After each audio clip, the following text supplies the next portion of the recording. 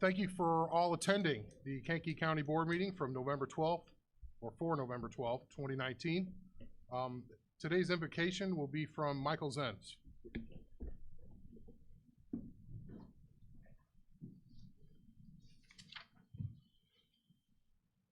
Father, thank you that you have brought each of us safely to this place. As we gather, we remember those who are not with us today. As for those who are sick, we ask for healing. As for those away from us, and for our military and first responders, we ask for your blessing to be on them. We invite your beautiful Holy Spirit to move freely amongst us. Come dwell in each of us in our hearts. Equip us, challenge us, comfort us, teach us. Inspire us as we learn more about your majestic ways. Father, as we meet now, may we behold your beauty and encounter your grace. We ask all this in the wonderful name of Jesus. Amen. Amen. Please join me in the Pledge of Allegiance. I pledge allegiance to the flag of the United States of America and to the republic for which it stands, one nation, under God, indivisible, with liberty and justice for all. Thank you.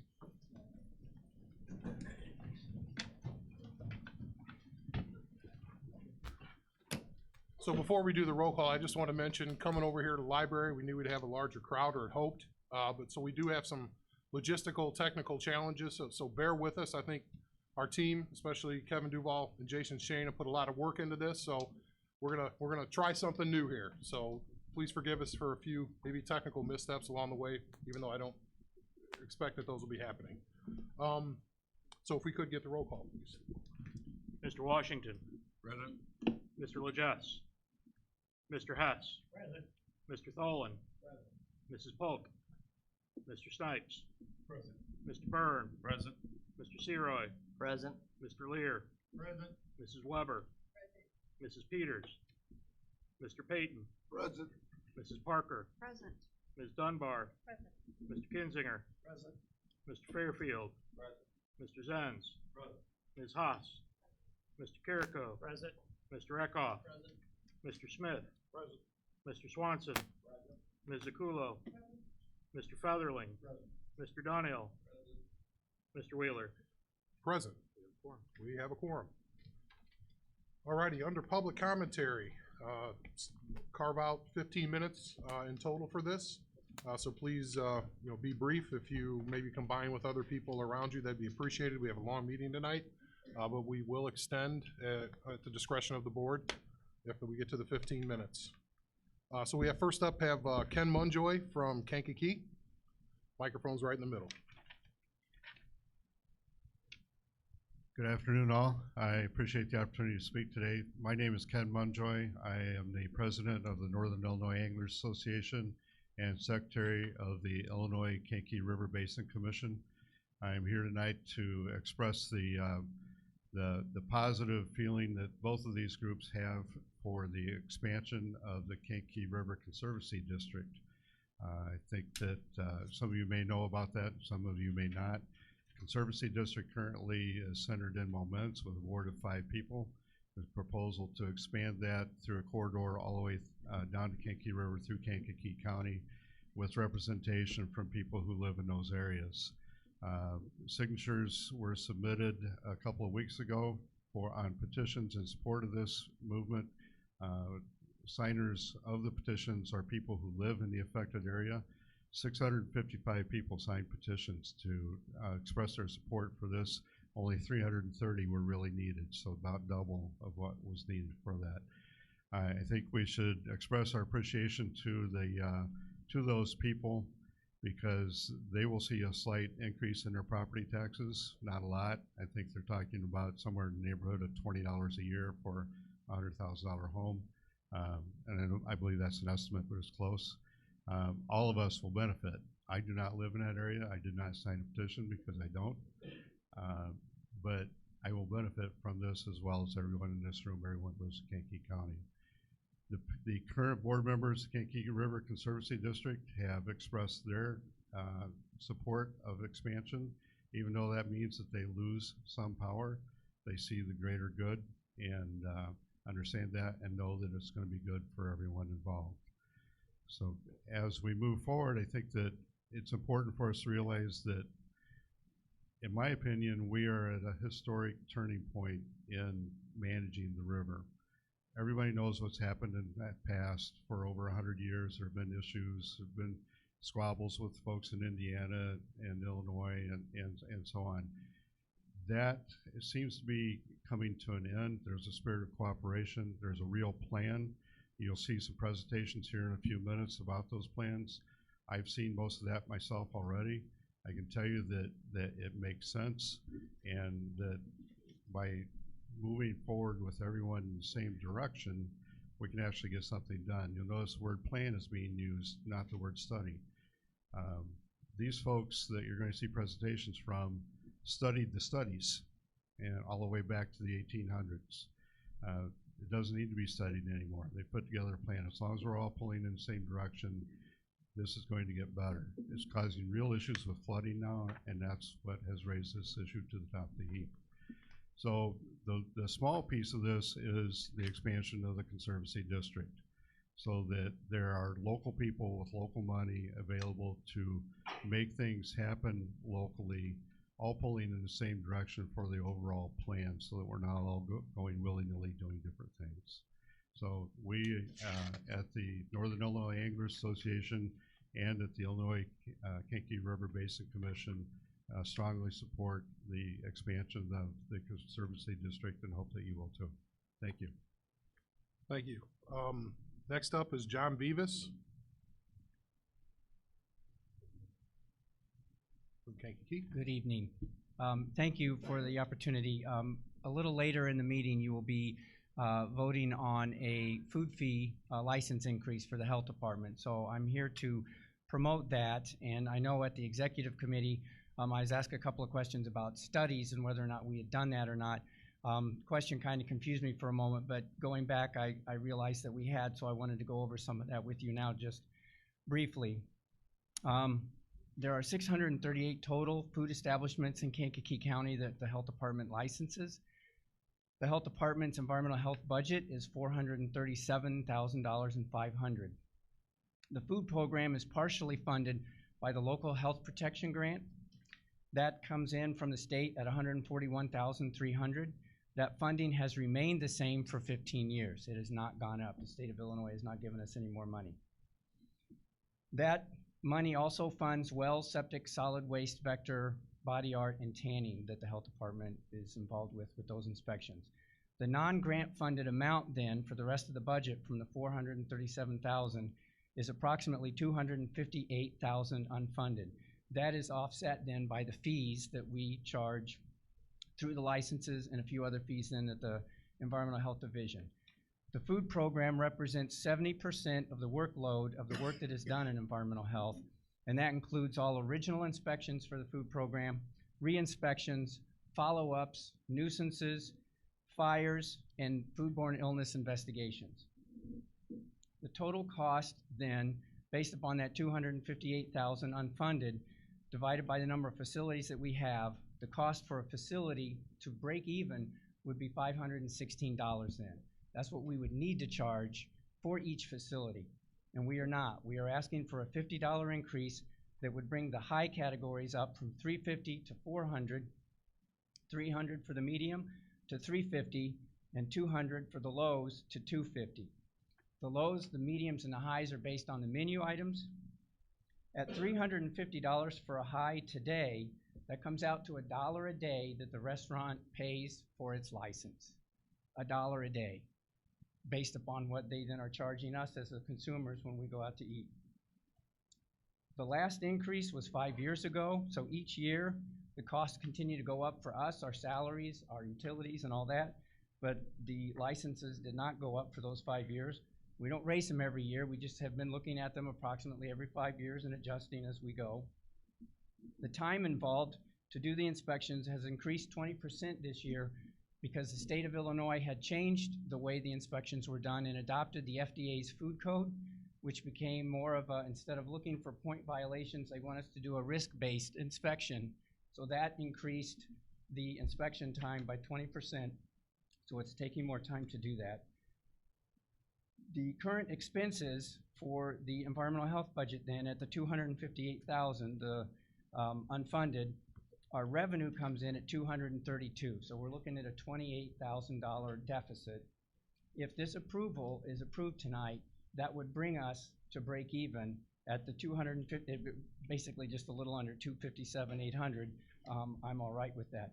So I respectfully ask you to vote yes to support the work that the environmental health staff does each and every day to promote and protect the public's health and yours. Thank you.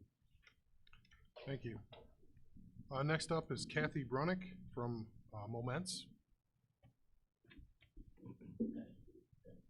Hi, I am the secretary of the Kankakee River Conservancy District. I also am a member at large on the Kankakee River BC Basin Commission, and a member of Moments Anchor Club Auxiliary. I'm here tonight to talk about expanding the Conservancy District. And what that could do is mean right now we get about $9,000 a year. It would expand it greatly so we could get some projects done that would help reduce flooding, open up the river for boating, swimming, and so forth, and help improve fishing.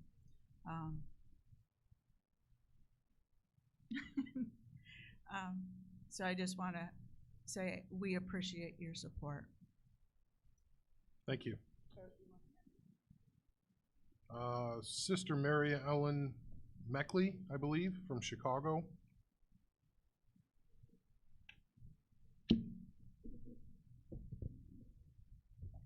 Good evening. In this envelope are many signatures to the letter I am about to read from members of the Chicago Religious Leadership Network on Latin America. Dear Chairman, Vice Chairman, and members of the Kankakee County Board, it is with great concern that CRLN writes this letter on behalf of its member congregations. We represent people from throughout the Chicago metro area and people from a variety of faith traditions. Joined by our common bond of love of neighbor and concern for justice, we write to you today to continue opposing the detention of immigrants in the Jerome Combs Detention Center and to ask you to end this policy.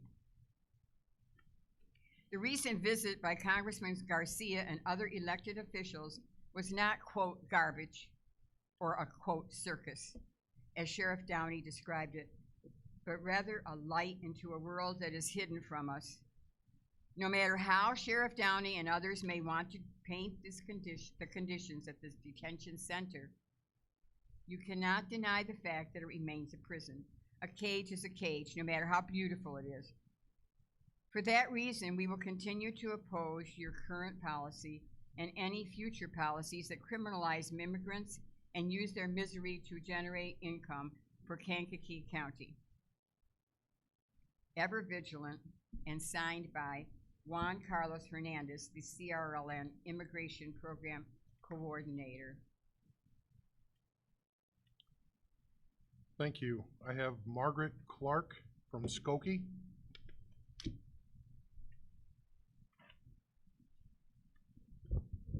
Yes, thank you for your time on this really busy evening. Sorry about that. Let's try that again. Can you hear me okay? I think I'm quite tall enough for this microphone. I'm here as a member of CRLN as well. And I'm here because 40% of the people in my neighborhood were born in other countries, and about half of the people who go to my church were born elsewhere. So this issue of an immigrant detention center in your community is important to me. Before our nation's civil war, many Americans were willing to ignore the humanity and the basic civil rights of black men and women because plantation owners needed their bodies to perform backbreaking work in cotton fields and sugarcane fields. The South and the North needed the physical bodies of slaves to make the economy work. Today, all across our nation, county jails, just like yours here in Kankakee, are using the bodies of immigrants to fuel their economies and to balance the books. You are profiting from warehousing men and women many of whom have done nothing wrong aside from want safety and a better life for their families. Your sheriff can tell you how much money you're making every month off these bodies, but he can't provide statistics about whether those held here are serious criminals or whether they have just skidded through a stop sign on an icy road. As elected board members, you believe Kankakee needs these incarcerated bodies for economic reasons, but you can't tell community members how much money is being spent to take care of them, or how many of them have families and young children, or how many have been here for a generation or more, how many are low income and can't afford a lawyer, and how many are fleeing violence. At my seat, I meant to grab this picture, is a picture of my grandparents who were both born in Sicily and came here in the early 1900s. And if they were alive today, they would surely be in your county jail. They were dirt poor. Thank you. They were dirt poor. They had grade school educations. They were dark-skinned Italians. They spoke very little English, and they did not obtain legal status until they'd been in this country for many years. That's how it worked back then. And while my grandparents knew discrimination and hatred, they also knew how to build a strong neighborhood, get good jobs, and raise a family that continues to give back to this country. Money is being used to persuade you that using people's bodies in this way is moral and lawful. And I urge you to think about the lives and the well-being of families and the suffering of those in your county jail. Thank you for your time. Thank you. I have Beth, what looks like Lange from Evanston. Good evening. Sorry if I got that wrong. Nope, you got it right. Okay. Thank you. Good evening. I'm Beth Lange. I'm a member of a Jewish synagogue in Evanston, and our congregation is a member of the Chicago Religious Leadership Network and the Jewish Council on Urban Affairs. I'm proud to be here today with people from these two coalitions and in partnership with Connect Kankakee. Many of us are advocating for national immigration reform. Some of you on the board publicly state that this is the only way to address detention. However, immigration violations are civil offenses, not criminal. It is not the law to incarcerate individuals with civil violations. This is a policy interpretation. Research shows that prior to the 1980s, the United States government rarely jailed individuals for alleged violations of the Civil Immigration Code. And yet, the number of people detained has increased considerably in the last 2 years.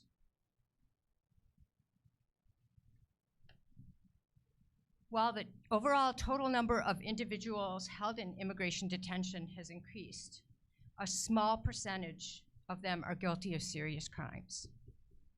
Sheriffs in Ogilvy and Stevenson counties are being sued for violations of the Illinois Trust Act that prohibits law enforcement from doing the work of ICE.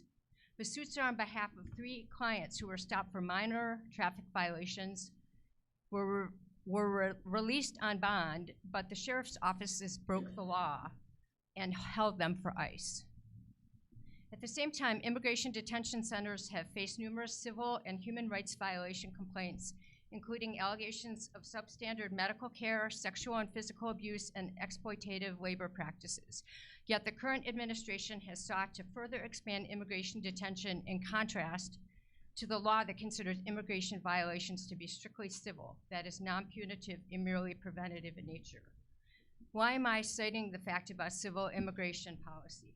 Because you, the county board, have adopted a convenient narrative to justify your support of incoming ICE funds to detain individuals in your county jail.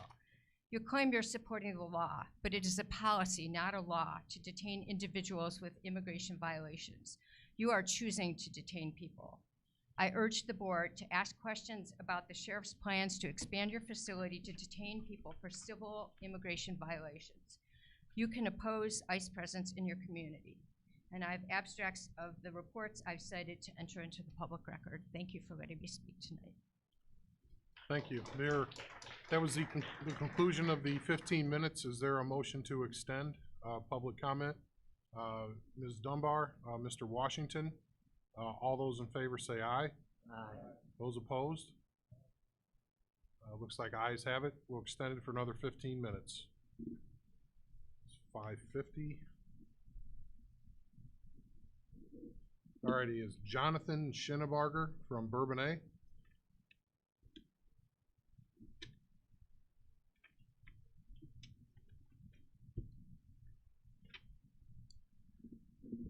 Good evening. While I would like to share the concerns that several others have had regarding the morality and ethics of detaining folks on behalf of ICE in our county jail, I worry that any moral argument here is unfortunately lost. So instead, I'd like to address the financial aspects of the current arrangement. In particular, I'm wondering how the county plans to balance its budget in the event that a Democratic presidential candidate is elected and the number of ICE detainees drops dramatically. Unfortunately, the Sheriff's Department has claimed it is not possible for them to identify how much money they obtain specifically from ICE versus other portions of the U.S. Marshals contract, which is on its face absurd and furthermore leaves our county unprepared for the possible reality of a president who does not continue these same policies. Particularly when our county, as I've seen in the Finance Committee meetings, is already expecting expenses to reach incomes within the next 6 years. Speaking of bad financial practices, it is amazing to me that the board has chosen to pay a lobbyist down in Springfield while the county auditor's office is forced to reduce its staff. And that furthermore, that lobbyist does not produce reports of what work he has done on behalf of the county, but that we do know he is pushing for state legislature to pass a bill justifying the illegal and unsafe accounting practices that the county continues to use. So I don't look forward to hearing about embezzlement and other improper financial practices that could have easily been prevented by following Jake Lee, our county auditor's recommendations, and allowing him to do the job he was elected to do. Thank you. Thank you. Rosalinda Chavez. Doesn't have a city.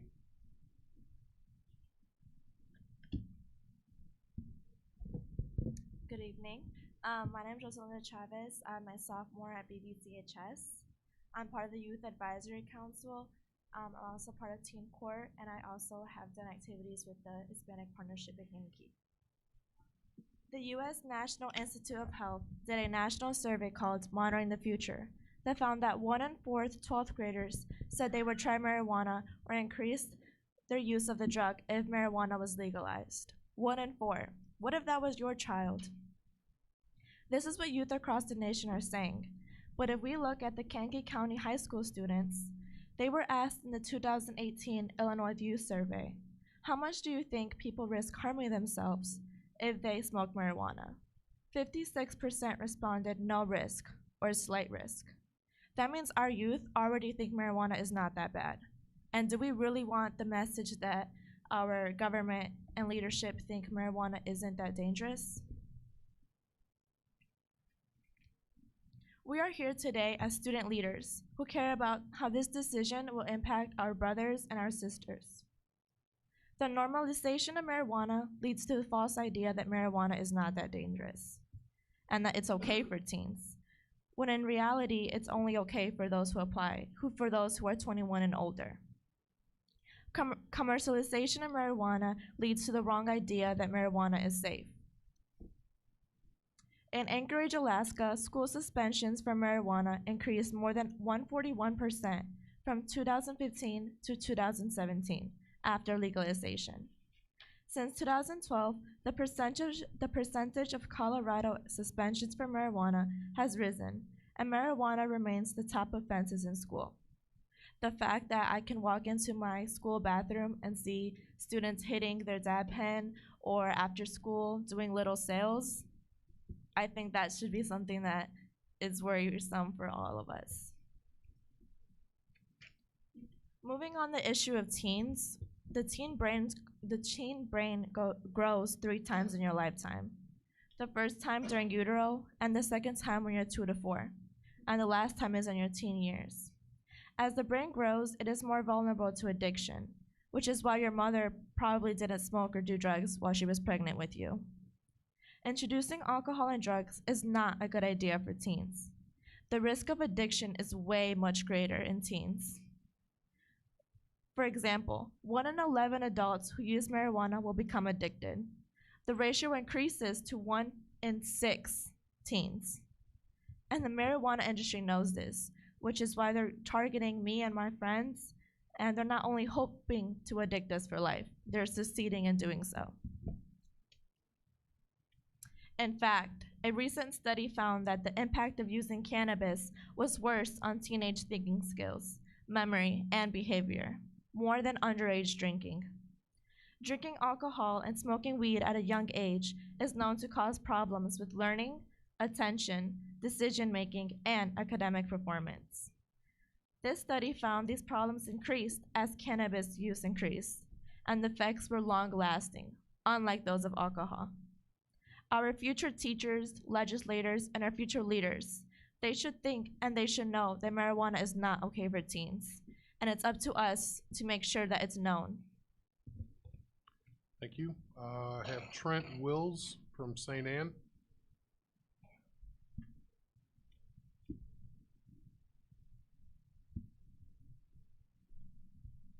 Good evening, everyone.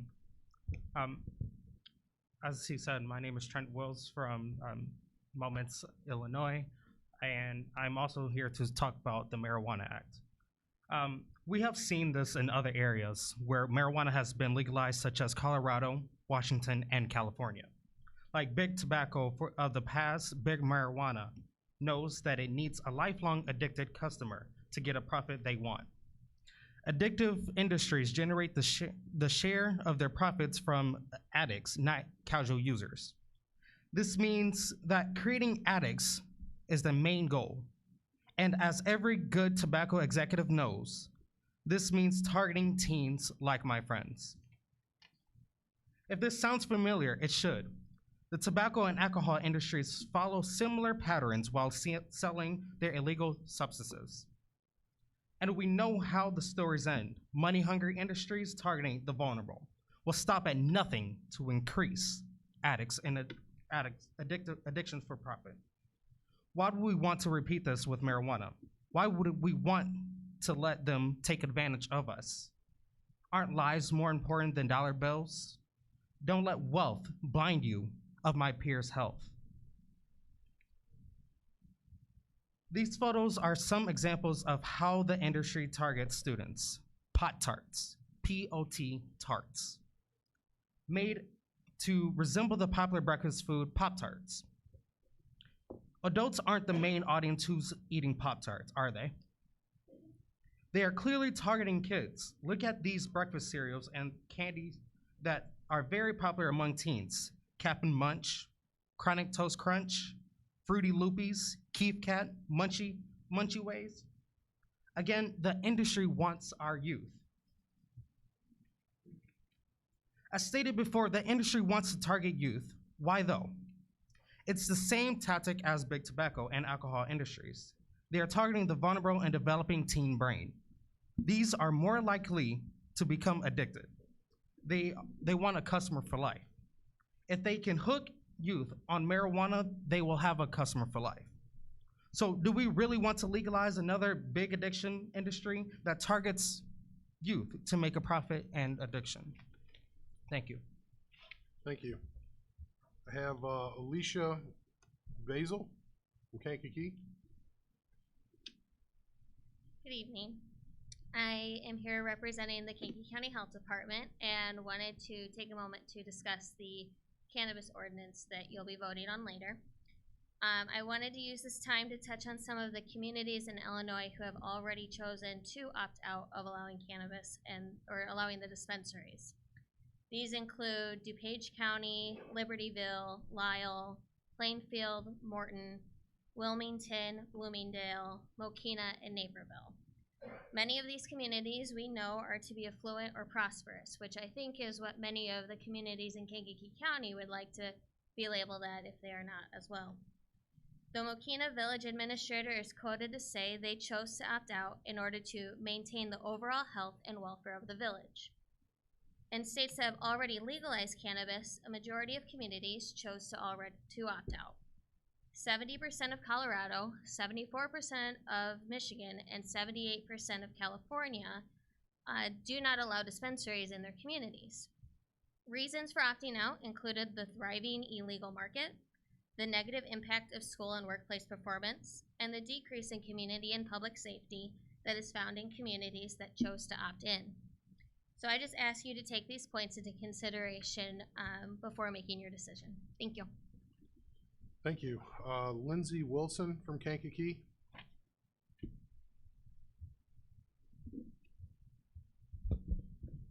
Good evening, board members and everyone else.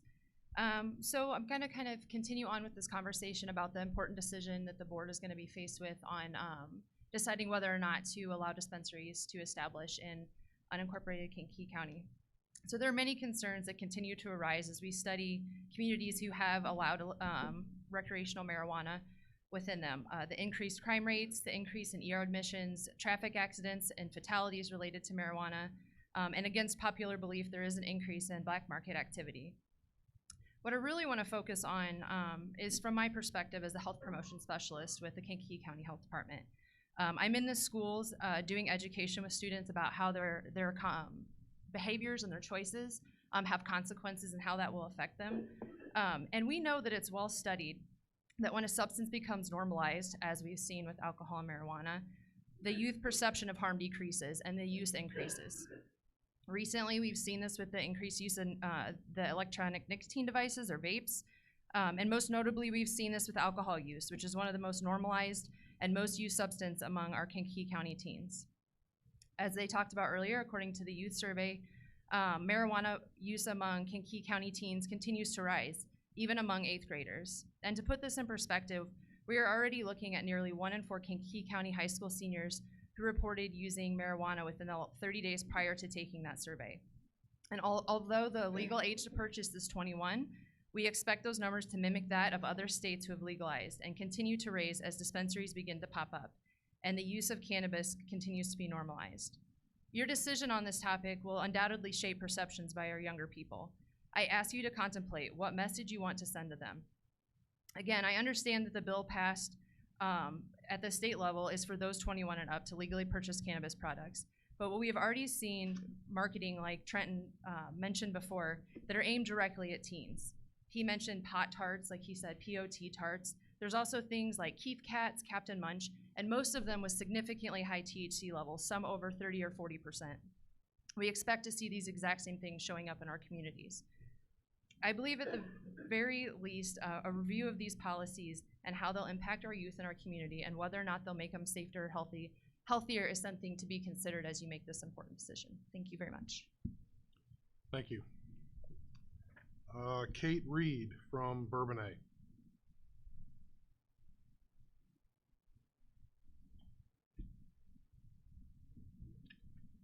Good afternoon. My name is Kate Reed, and I also want to continue this conversation about the impact of marijuana on our youth and on our communities.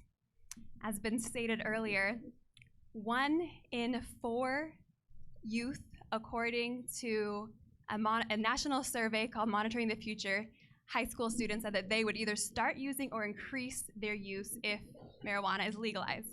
So now, as we're having this local conversation about encouraging commercializing youth addiction, do we want to send that message to our students? My office is located in our alternative school, so I look into the faces every day of those who will be impacted most by these decisions that you as our public servants make that impact so many lives. When we did a focus group with our students about marijuana, one of the students said, if that's what our government wants, why would anyone not use marijuana? So to them, they don't understand that it's for those above 21.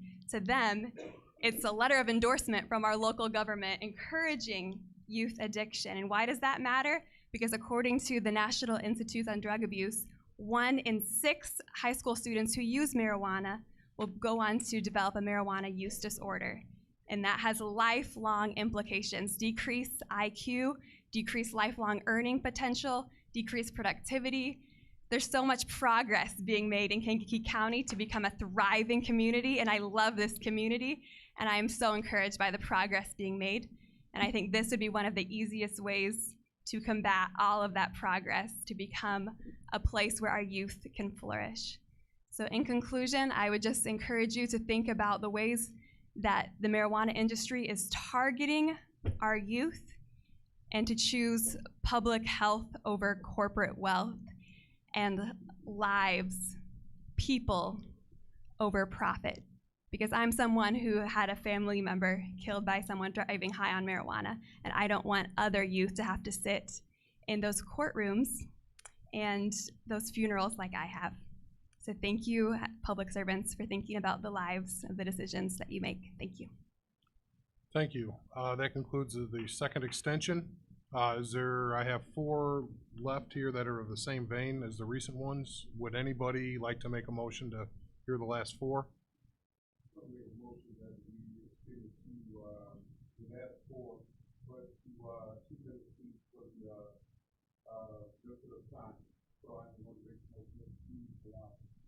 Want to make sure that's legal, because I don't know if you can't say the time. You just have to say 5 minutes extension for all of them. That's how we, yeah. 5-minute extension. Is there a second? Mr. Kinzinger, all those in favor say aye. Aye. Those opposed? Motion carries. Kaylee, please keep that in mind. We have a 5-minute extension for everybody. Kaylee McDowell, Rath, Bourbonnais. Good evening, and thank you for the opportunity to speak. My name is Kaylee McElrath, and I'm a student at Olivet Nazarene University. I would like to work with youth and young adults. Specifically, I am passionate about those who have developed an unhealthy dependency to drugs and alcohol, as I have witnessed the effects of this being the child of a cocaine addict and an alcoholic. Both of my parents claimed marijuana as their gateway drug. The revenue that cannabis will bring in is a big consideration for allowing these dispensaries. But do we know for sure how much our community can expect, and is it worth it? We have heard towns project to receive $200,000 to an upwards of $600,000 in revenue per dispensary, but we feel that this is wishful thinking. Based on our estimates, we are projecting that this to be much lower, looking at the numbers from Colorado. $1 million would need to be made in pot sales to collect $30,000 in taxes at a 3% tax rate. That means $10 million in pot sales to generate $300,000 in taxes. Is the tax rate on cannabis revenue really worth the cost to society? We can't just consider the potential revenue, though. We must consider the cost. According to CDC, for every $1 raised for alcohol or tobacco taxation, we spend $10 in societal costs associated with these substances. Alcohol and tobacco are money drainers, not money makers. Neither $249 billion worth of alcohol only made $16 billion in U.S. revenues, and $314 billion worth of tobacco only made $33 billion in U.S. revenues. Neither of these brought in even a third of what states paid for them. The revenues, do they outweigh the costs? As you can see and have heard, many societal costs do not outweigh the projected revenues to be received. The $670.5 million projected annual costs is based on stats such as the 151% of marijuana-related traffic deaths in Colorado from 2013 to 2017. This happened because Colorado agreed and put $231 million towards increased drug driving fatalities. If money were put towards the increased ER visits, they could have avoided the 52% increase of those visits, which followed normalization in Colorado from 2012 to 2016.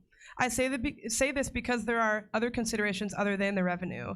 Think about the greater costs, such as what has already been mentioned, the workplace injuries among part-time employees, increased drug use, more opioid abuse, which is already a crisis in the community. Why would we want to take steps backwards?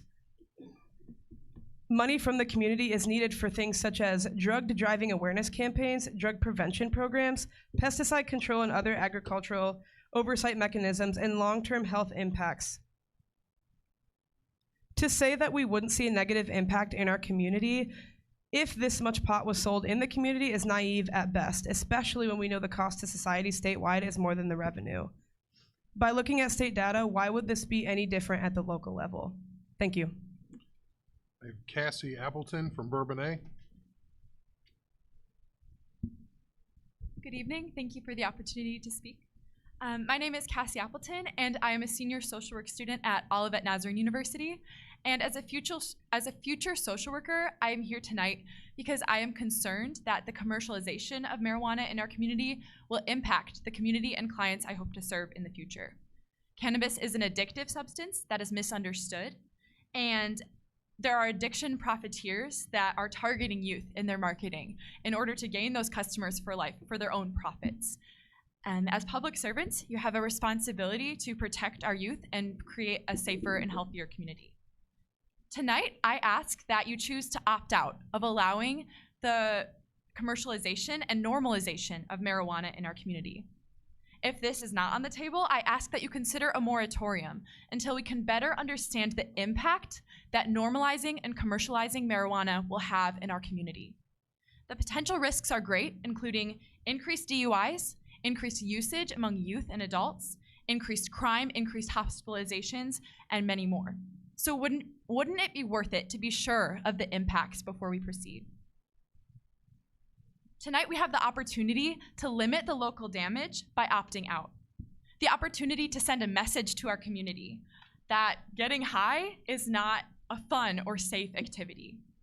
We have the opportunity tonight to put people over profits and to keep our community safe, healthy, and productive.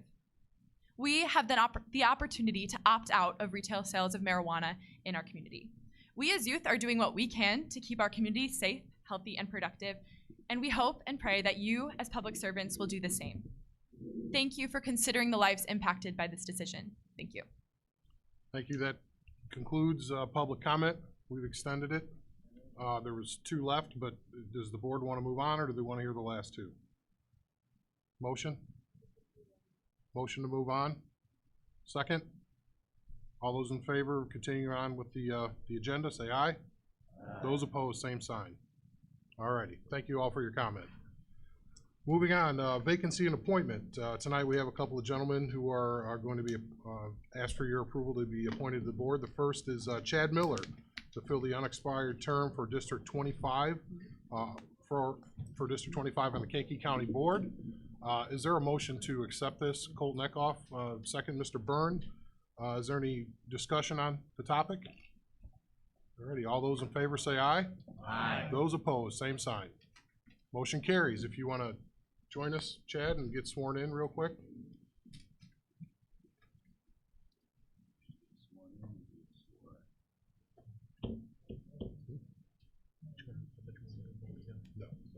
Okay. I'm switching gears on Dan here. Sorry about that.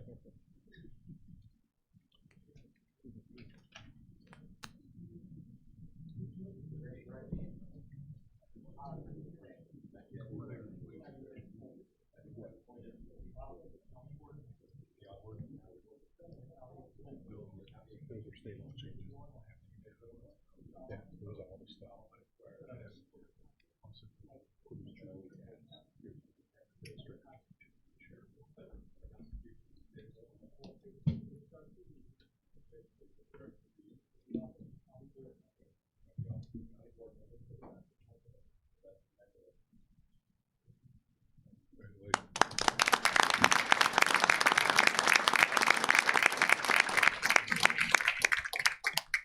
Chad's a returning board member. He moved out of his district and he still wanted to come back. So thank you for your service. The next one is the appointment of Craig Long to fill the unexpired term for District 9 on the Kankakee County Board. Is there a motion to approve there? Mr. Hess, a second. Mr. Smith, is there any discussion on this one? Any questions? Any at all? Mr. Byrne. Hello, thank you. I just want to clarify, there's some issues that have been, of course, we have our social media warriors. Any clarification on what has been discussed in regards to residency? Just clarify for the public record. Sure, and when I first Mr. Long was running for the seat anyway, so the appointment was somewhat easy. I knew that he was interested, obviously, because he was running for the seat. So we did check that out. I did have the state's attorney's office look at it. I have a memo from Delbert Skimmerhorn on the permits that were pulled. I can tell you from my perspective, and I'll let the state's attorney weigh in if he chooses, but anything over 20 acres is a farm and it's regulated by the state of Illinois. It's not regulated by the county as far as occupancy or any of that other stuff. He pulled a permit on the building, which allows him to do what he wants. He could live in the chicken coop if he wanted to. That's state law. It's a farm. We don't regulate farms. So that is really the extent of it. All the other things are superfluous to the discussion. So as far as a county board member, his driver's license says the address. He lives in the address. So that's he could represent the district. I don't know if you have any other comment. That pretty much says it all. So any other questions along those lines? All righty, we have a motion and a second. All those in favor say aye. Aye. Those opposed, same sign. Motion carries. So if you would like to join us, Mr. Long. Wherever you'd like.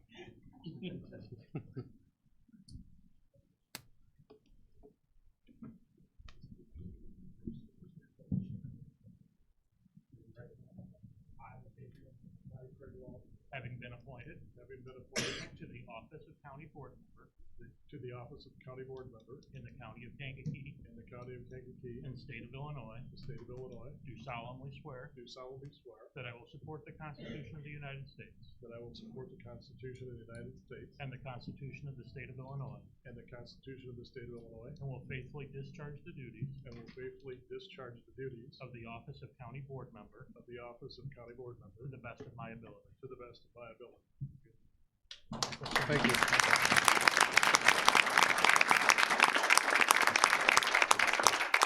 And welcome aboard. So before we get into the further down the agenda, I just want to announce one opening on the Kankakee Valley Airport Authority. It's something that came in between executive committee and now, so I'm announcing it now to fill the unexpired term of Paula Jacoby. So just want to make that announcement. Hopefully at executive committee we'll have somebody to join that board because they need to keep business moving. So under presentations tonight, we have a couple here.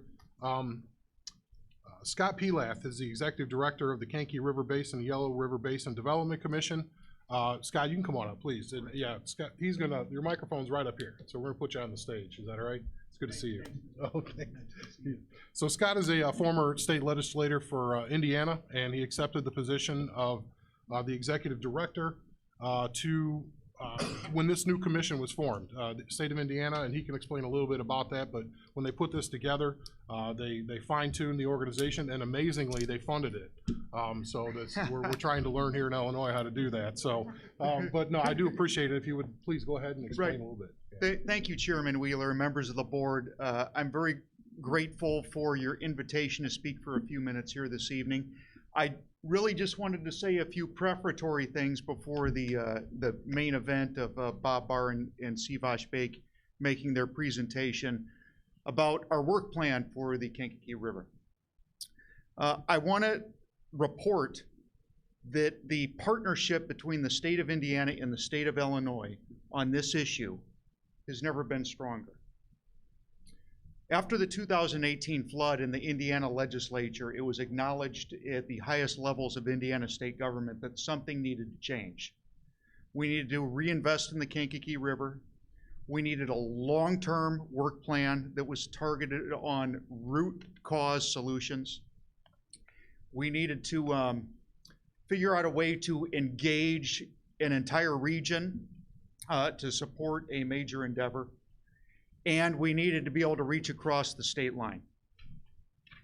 And having served in the Indiana legislature for 2 decades, not everything worked out the way I wanted it to. And many things did not go extraordinarily well. But in this case, I think on the Indiana side of the state line, they got it right. One of the biggest things they got right was the recognition that we need not only a regional solution, but an interstate solution to the 100 years worth of mounting water resource challenges in the Kankakee River Basin. We already are off and running. The new commission was established under Indiana state law on July 1st. The very first action that we took was to invite 2 representatives from Illinois to become members of our commission. Chairman Wheeler has joined us, and we are very fortunate to have not only his expertise, but his skills at consensus building in our group. We promptly adopted a long-term 40-year work plan that was developed by Christopher B. Burke Engineering, and you'll be hearing some of that in a moment. And we also embraced a few basic principles very early on. The first one is that we're going to target all of our energies right off the bat to stop sending sand to Illinois. Okay? We already, as a policy decision, decided to target the Yellow River in Stark and Marshall counties in Indiana for remediation. We are going to move forward with reconstructing the stream banks towards ensuring that sediment does not continue to flow downstream as the increased velocities of waters have resulted in. The other thing that we're going to do is look for ways that the river can breathe. And we're already setting the example on that. The commission owns a property in Newton County in Indiana, and in partnership with the Indiana Department of Natural Resources, we're going to turn about 400 acres of what is currently farmland over into flood storage. So there's many years of this type of work to be done in the future, but we wanted to show right off the bat that it is a priority to, rather than send water right downstream, to find ways where we can contain it better within the existing floodplain. And then we're going to continue to look for ways where we stop sending water to the channel so quickly. I've been very grateful for the interactions I've had with our friends in Illinois. I think we have an outstanding opportunity for building on this partnership, particularly as I hear about that you're looking for ways in order to improve the stream for the greater good down here in Illinois. So I certainly want to applaud you for the work that you've done. I want to tell you that mayors in government, it's not very often that you come across the state line somewhere and get a warm welcome. I just want to thank you from the bottom of my heart and assure you that whenever you need me back over here to talk about what we're doing in Indiana, and also to receive your ideas to take back for your efforts here in Illinois, I will be very happy to do that. Thank you, Mr. Chairman. I yield back the balance of my time. Thank you.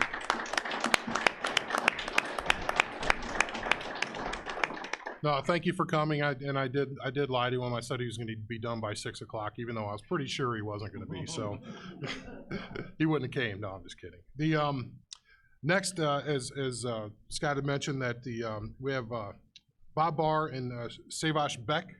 Want to make sure these two gentlemen have been doing quite a bit of work for quite a long time. But in this realm, if the board remembers, we authorized money to go towards a work plan, not another study, but a work plan. And we finally have the result of that. And we're gonna, tonight I asked them to talk a little bit about Indiana, but more so what that means for us. What are the things that we need to do here? And again, it's just the start of the conversation. It's not the end. So please, gentlemen, the floor is yours. Thank you, Chairman Wheeler. It is, as Scott said, a pleasure to be here. We have spent a number of years working on the Kankakee in Indiana, and it was nice to come across the border and come to Illinois and see what we could do to work on the river as a whole. I'm a river scientist. Savash, who will talk to you in just a second, is an engineer. We collaborate on these type issues to kind of give you the whole piece. I'm going to go a little quickly. I'm going to lay out the history, and what you really want to hear about is what's in that plan and how do we intend to put that plan to work, and Savash is going to do most of that for you. So I want to tell you briefly what our charge was, what Indiana told us that we needed to do. And they wanted us to find the root causes of the erosion. As Scott said, where's the sand coming from and what can we do about it? They wanted us to communicate the extent of the risks. Was the flood pulse increasing, and why was it increasing, and how much would we maybe expect it to continue increasing? Identify strategies for addressing that, and then develop a work plan for actually implementing solutions adaptations, mitigation that we could use to solve some of these issues. You're familiar with, I believe, the basin, and you can see why Illinois is very interested in what Indiana is going to do to their portion of the river. We have most of the watershed in Indiana, tremendous effect though on the state of Illinois. So in Illinois, as soon as we came across, and we had the benefit in Indiana of a number of representatives from the state of Illinois coming over and talking about the issues that they were seeing, and they told us sand load was increasing. Scott said that was right at the top of the list. More sandbars were developing in the river in places where they hadn't seen them before. Channel in the Momence area particularly was shifting. Why was that occurring? Flooding is increasing in Momence and Aroma Park and through those areas. What could be done about that? Dredging and tree removal that had historically been done in Indiana were ongoing concerns because of the potential for potentially increasing flow and or sediment coming into Illinois. The history of the river has a lot to do with these problems. And many of you have lived around this river, know this river, and are familiar with some of these images. But in Indiana, the river looks like this. That straight line is the river, completely straightened, reduced by almost 2/3. So it's much straighter and steeper than it ever was before. As it comes across the border into Illinois, it hits a small remnant of what was the Grand Kankakee Marsh, Momence. And that remnant is all that's left really of the Grand Kankakee Marsh. Because once you get past Momence, the river changes right about here, becomes a much broader, steeper river, and it doesn't have much of any trouble transporting the sand from that point on. Momence, dead flat, part of the old marsh, the sand collects, builds up, river shifts and moves through that area. What we found when we were studying this surprised us in a number of ways. Scott, again, mentioned the sand and the sediment coming in. Every place that you see red on this image, and here you see Indiana, Illinois is right here, every place in red is an unstable slope. Think sand source. Unstable sources in Illinois, a couple little dots right there. At this scale, you almost can't see them. The other thing that's hard to show on a map like this is in Indiana, our unstable slopes look like this. In Illinois, your unstable slopes look like this. Completely different. Much higher in Indiana, much more sand coming in compared to what you see here. The islands that are developing and had developed after the initial dredging of the Kankakee in 1918 and Aroma Park are shifting. You see in red 1954, in blue 1973, and in the air photo 2016, 2017. So these are gone. This one is shifted. This area that was here in 1973 is now gone. And this island is literally shifted a little bit. So the islands are there, but they're actually decreasing in size in some places. And that may be a function of the increased flow. And C of Ash is going to talk about that in just a second.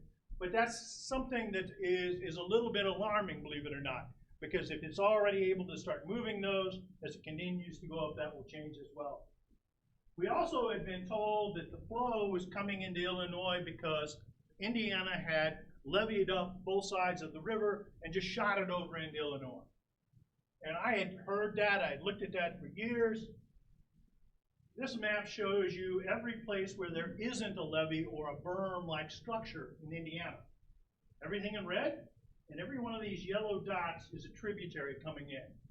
So the river can move outside of its banks. It's not completely levied. But what this gives us is an opportunity, Scott said, to let it breathe a little bit more. So that's what we were looking at. That's what we saw. But now Siavash is going to talk to you about how we take some of the things we saw, some of the things we heard, and put it into a plan. Thank you, Bob. Thank you, Siavash. Good evening, everybody. It's really a pleasure to be here and to speak to you a little bit about the work we have done for Kankakee.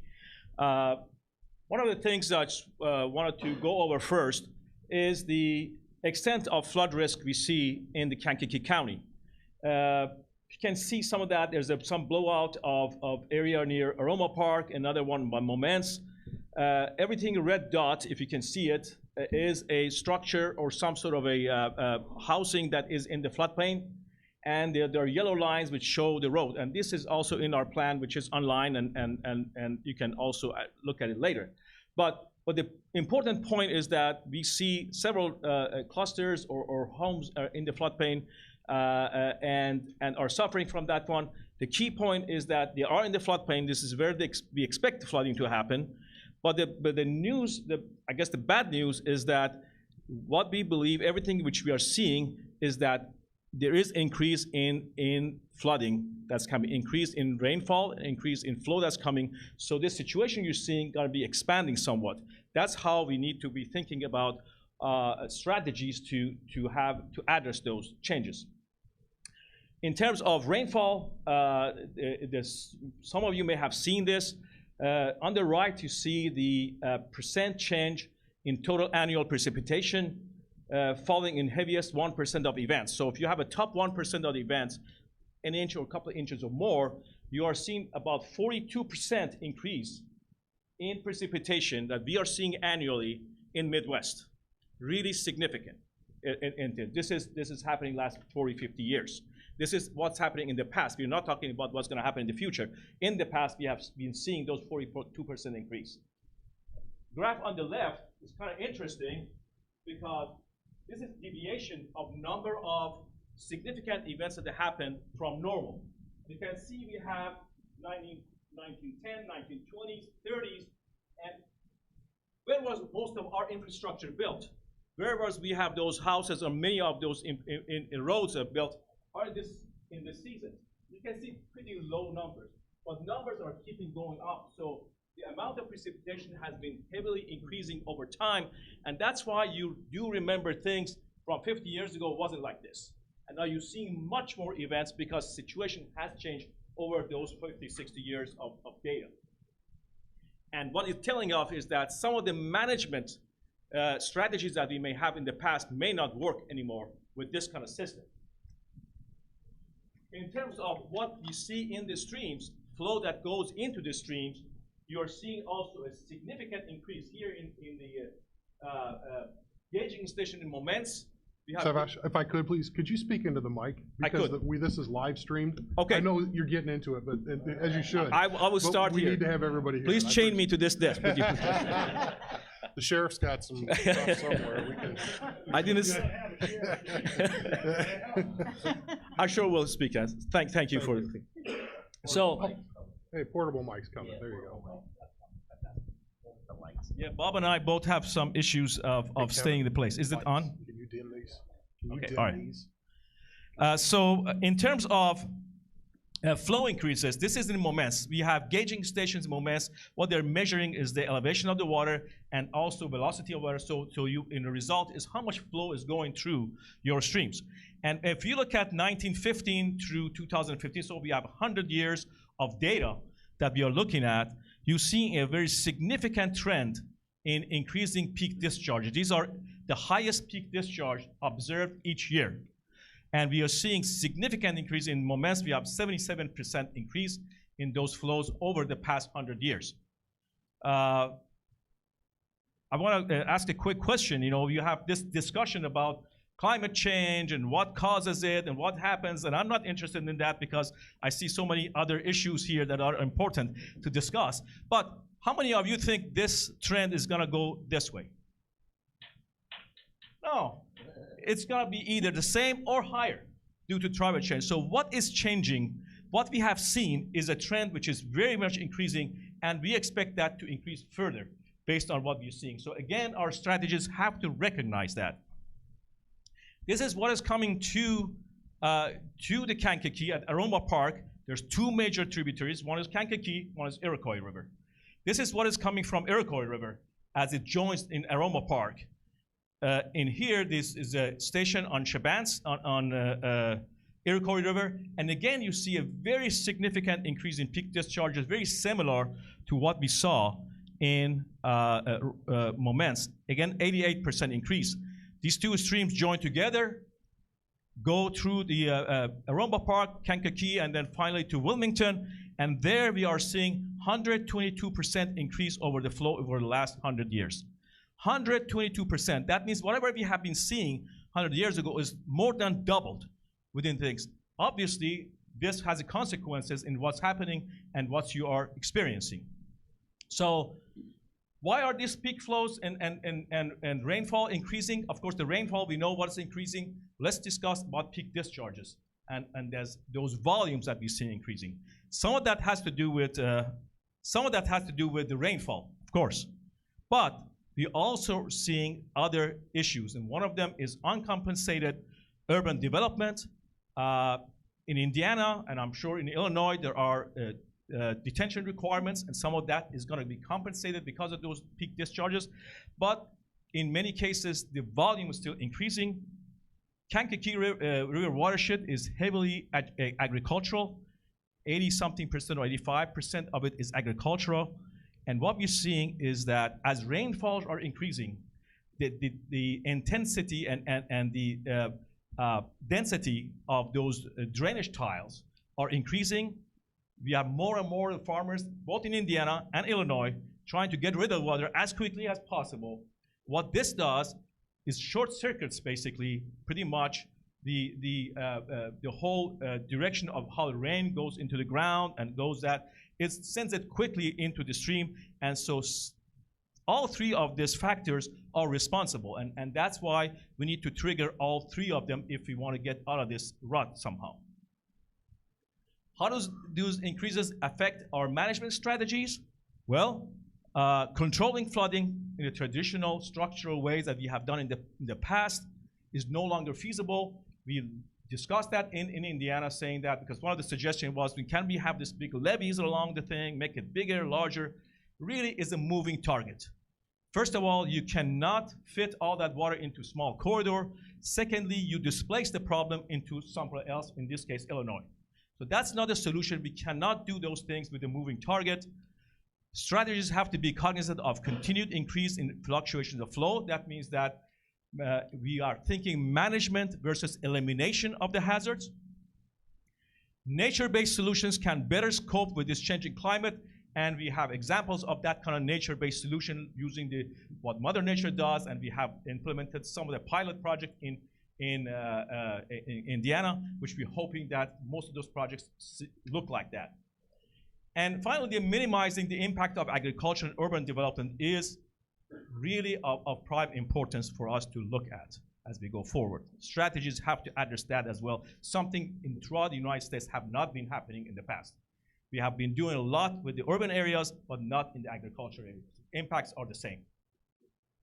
So what are the recommendations of this plan?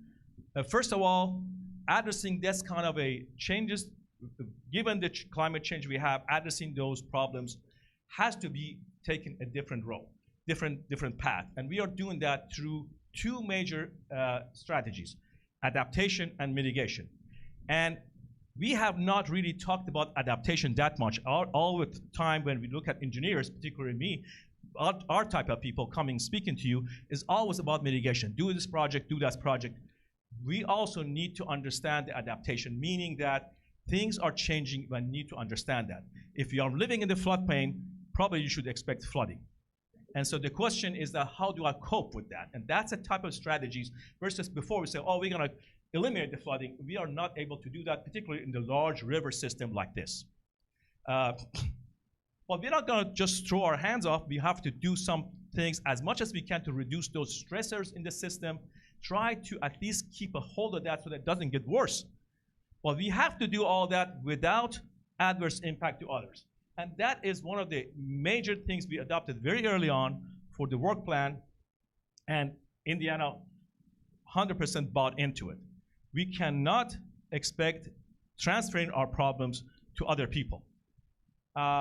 We talk about no adverse impact in our plan, and we have discussed that several times. And so what does that mean? Association of State Floodplain Managers define that an approach that ensures that action of any property owner, public or private, does not adversely impact property rights of others. A lot of times we talk about property rights. Oh, I have the right to do this, right to do that one. so those people who are impacted, they have a property right. And I think we have to think about that. And the 2019 Kankakee work plan, all of those is absolutely consistent with those no adverse impact measures. Remiss to not show you this quote: do unto those downstream as you would have those upstream do unto you, which is the same thing that we have seen to our neighbors in the Bible. But so it is the same thing. It is exactly the same thing. When we talk no adverse impact, that's what we're talking about. We cannot send our problems to others.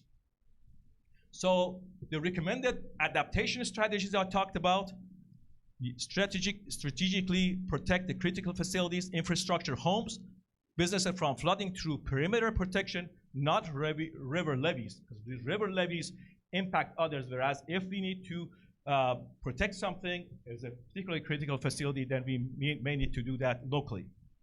Adopt no adverse impact development standards for urban areas, higher standards that would make sure that when we allow development is not impacting some other area negatively. Adopt new standards for farm drainage and regular drain projects. We are talking about this already in some states, state of Michigan, starting to, when they do ditch improvement, they also add ponds or regional ponds next to those things. This is something we need to adopt both in Indiana and Illinois if we want to see impacts reduced. Develop community-specific flood response plans. Now that we know we're going to get flooded, how do we reduce the misery from people? How do we know what roads get flooded ahead of time so that we can close them for our responders and also for our population? And also adopt some community-specific flood resilience plans. That means very much things that happens in this board and the communities is that where do we not allow development to go in? Where do we basically keep for storage of the floodplains? The floodplains are there to store. If we fill them out, you're going to increase flooding elsewhere. And so those are type of things, and those strategies have to be in that we can help you with those plans. We have several of these type of plans already finished and done for Indiana, so there are examples we can share with you. You can see how they look like. Intensifying soil health and cover crops, and because they keep the water on the farmland. And finally, conducting a detailed assessment of work plan for the entirety of Iroquois River. Why is that important? Just to put some numbers, I know most of you maybe haven't thought about this. We always blame Kankakee for all the problems we have. That's a theme, that's okay. However, if you look at the numbers, what you see in Aroma Park area, the 6 Mile Pool, is result of what is coming both from Kankakee and from Iroquois. Look at the numbers.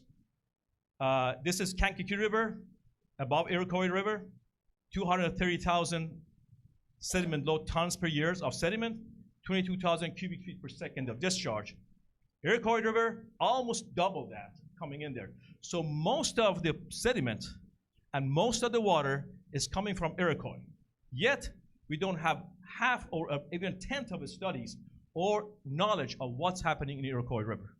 We absolutely need to have our hands around that Iroquois River. What kind of strategies do we take in Iroquois River so that we can reduce the flow and sand and sediment? There's more sand coming from Kankakee, true, but a lot of silt and clay coming from Iroquois, and based on all the studies we have, a lot of stuff that are in the 6 Mile Pool are silt and clay, just for that one. There are studies that show that. Mitigation strategies for Kankakee watershed. Basically, what Scott mentioned, one of the major things we want to do is to reduce the supply of sediment that's coming in from Kankakee, and those have to do with patching up those banks that are bleeding sand into it. So that is a primary thing. It absolutely impacts Illinois. The less sand coming here, the better you can manage what's coming to you. Also creating room for the river, meaning that as that breathing room, having this additional storage that can be accessed by the river, that is again a big benefit for the Illinois portion. In terms of restoring transport capacity of some areas in Indiana are not passing the sediment correctly. Sediment moving to the stream is a natural thing. It's always gonna happen, but we don't wanna see sludge of sediment coming down. So in order to do that, we are addressing, basically recommending some sort of a modification of the stream in such a way that it can pass the sediment more consistently. Constructing new storage areas along the laterals in Kankakee River. storage in laterals, and same thing has to happen in Illinois and Indiana, meaning that we have about these laterals up to now. We have been sending this water quick, let's go into the main Kankakee, let's go someplace else. We need to store some of that in place. And finally, addressing real and gully erosion around Iroquois River. In Iroquois River, we saw a lot of erosion happening in some areas. Those need to be patched up. So I'm glad that Chairman Wheeler is working with Chairman Schroer in Iroquois County to address some of those things. But studying the Iroquois, thinking about Iroquois River is really important for you as well. The work plan contains maps, contains tables, mile by mile recommendation along the river in Indiana and Illinois of what to be done. There's an example of some of those maps. You see that these are areas of needs stream bank stabilization. This is in Moments area that probably could have an enhanced logjam removal access because logjam do catch over there. So quickly, other alternatives that was considered, but we did not recommend them because we figured out that it will have adverse impact. You need to watch for this in this area. I'm glad that you have a good partner in Indiana. They are trying to minimize those impacts, but things change along the way, and so you have to be vigilant looking at those so that you don't get any of these things. Dredging in Kankakee and Yellow River is negatively impacts other people and doesn't solve the problem. Modification to control section downstream of Moments may help the people upstream of Moments, but all transfers the problem down into Kankakee, and that's what you don't want. Converting berms, modification of converting berms of flood control levees, making them larger, clearing trees from banks, speeds up the water coming down. We have to be careful about that. Increasing tile drainage to reduce farm flooding. We cannot do that without compensation. Constructing improvement of ditches and increased flooding, and berm improvements along the tributaries, all the things that we did not recommend, and so we have reasons, and the work plan talks about why we did not recommend them. So a couple of implementation considerations. There is absolutely a need for sustainable funding. I'm glad that we're thinking about expanding the Conservancy district because some of these proposed solutions do need funding. Indiana has put together funding. Illinois needs to do the same. Need for continuing education. Some of the things we are talking, many of these strategies are talking about adaptation, things that are not as familiar for everybody. I think continued education may be helpful to remind stakeholders that this is what we're trying to do. And also need for continued participation representation, which is happening more to ensure that recommended work plan components in Indiana are implemented correctly. And secondly, to learn about and weigh in against any kind of negatively impact, any suggestions that would negatively impact you. So those are important. My last slide. If you take about notes, most of the problems that we are faced along the streams in Midwest, Indiana, Illinois, are flooding, erosion and stream instability, and sediment aggregation in the streams. Oftentimes, the root causes of these are in the watershed rather than the stream itself. What is coming from the watershed is impacting us. That means increased flow due to climate change, increased flow due to those unwise urban development, and increase in flow due to farmers or drainage boards' response to increased runoff. Sometimes also we see some of those missteps that trying to fix some problem in one location transfers the problems to elsewhere. So again, those are reasons for these things. So given this changing climate, we have to resort to adaptation and mitigation with a no adverse impact, adopt some of those smart growth resilience strategies that are in our resilience plans, and also look for sustainable funding. So sorry for hurrying up, but I know that your schedule is very tight, so I try to give you a summary. We appreciate the time. If you have questions or if it's allowed, we're more than glad to answer. Sure, and this is for the board. Is there any immediate questions? Know that the links for the full work plan, all the documents, really extensive mapping is all now on our website. There's links on there, so and it also links to the Kankakee and Yellow River Basin Development Commission's website as well, so you can see and try to keep up with, if you're interested in the river, what they're doing over there. Because the hope is that while this is not our plan to execute, it would be our Conservancy district if they expand all the way through the Kankakee River. The hope is that they would adopt this as their guidepost, as the Kankakee and Yellow River Basin Commission has done as well. It's extremely important to have two things that mesh, because as I try to say, the state or the river doesn't know the state line exists. It still wants to be a river. So. Any question for Bob? Either one at this point? Sir. When you said dredging the river, were you referring to the river on this side in the Kankakee area? I was speaking about dredging in Indiana side, but also if you have dredging in Illinois side, it would transfer the problem downstream further in Illinois. One question I had was, that doesn't mean you can't selectively remove sand from the river at certain places. You're speaking of like wholesale dredging all the way up and down. Correct. If you have sediment removal from traps or from behind the reservoirs, that's understood. That's impact are limited. In any way, we need to look at, there's always a reaction to anything we do in the streams, and we have to be very careful what we do. I'm sorry, the only board members can ask questions at this point. I apologize. We go sideways on this for about an hour if we did that. I apologize. It's just protocol.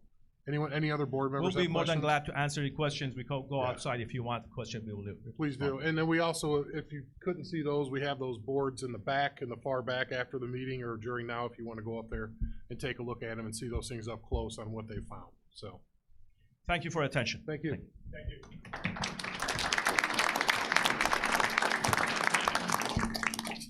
All righty.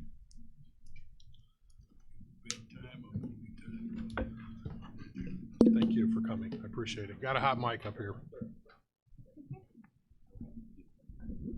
Star Spangled Banner. All right, moving on. The minutes of the last meeting, and I'm going to try to do the speed aspect of this to kind of get through I won't say minutia, but so the minutes of the last meeting, October 8th, 2019. A motion to approve. Mr. Zen, second. Mr. Tholen. All those in favor say aye. Aye. Those opposed, same sign. Motion carries. Under Claims Committee report. You have control back yet?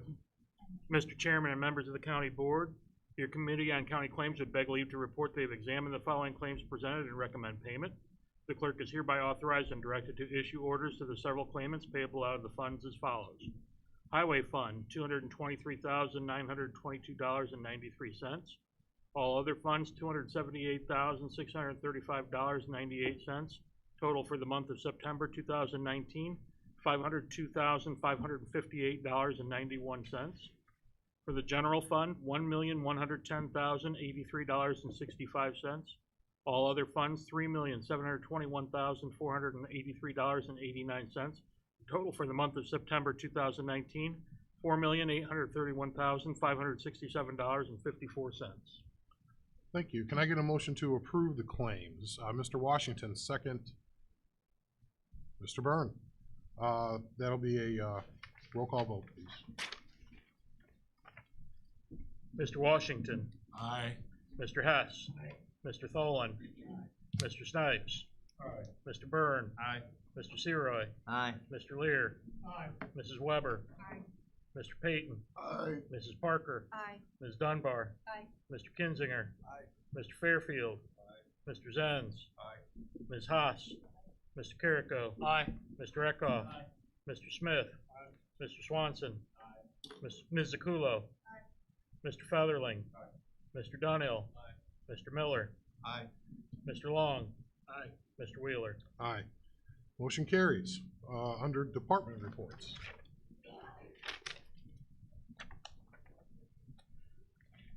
To the Honorable County Board of Kankakee County, your County Collector's Monthly Report for September 2019. Total cash and bank and investments, $4,934,656.26. County Treasurer's Monthly Report for September 2019. Total checking accounts and cash of $20,498,485.95. General Fund, a deficit balance of $1,470,496.02. Coroner's Monthly Report for September 2019. Total calls 100, coroner's cases 22, autopsies 11, toxicology 13, outside autopsies 4, donations 2, indigents 1, x-ray 1, cremations 56, incomplete 9. Income summary for the coroners for September 2019, total of $15,497.51. Circuit clerk cash book for September 2019, total dispersed $353,104.04. Recorder's monthly report for September 2019, disbursement fees paid to the county treasurer of $121,616.01. County clerk's monthly report for September 2019, total fees of $24,382.65. Animal control monthly report for September 2019, total fees of $38,878 in the IPTIP building fund, $454, 81 animals handled. Monthly building division report for August 2019, total permits of 95, fees of $15,858, total extra fees $3,883 for a total of $19,741. Monthly building division report for September 2019, total permits 109, fees of $22,509, total extra fees $3,425 for a total of $25,934. Monthly resolution list for November 2019, total of the county of $322,433.51. Thank you. Can I get a motion to combine and accept the reports as presented? Mr. Featherling, second Mr. Snipes. That's a voice vote. All those in favor say aye.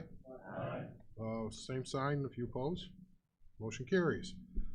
Do something a little different, as we promised, kind of a state of the county thing. I had asked the committee chair people to talk briefly about some things that went on within their committees during the year, and maybe discuss some challenges that they see upcoming. So it's going to be a long night, let me just say.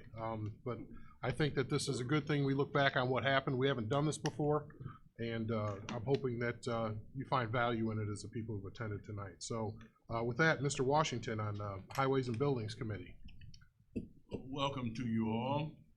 My name is George Washington Jr. I am the chairman of the Highway and Buildings Committee.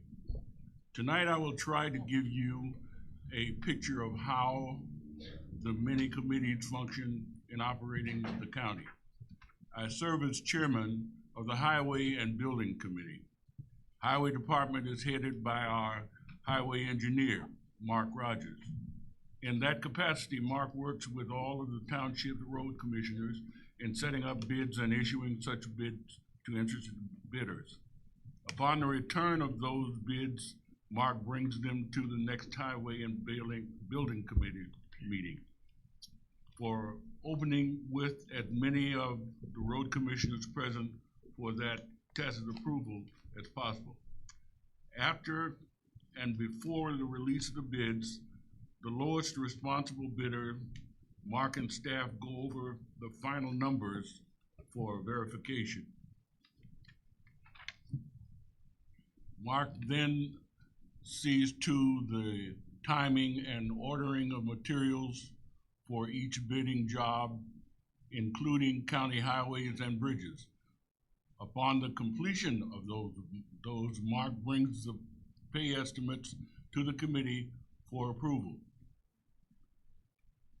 Headed by Wes Andrews is the Buildings Committee, Buildings Group.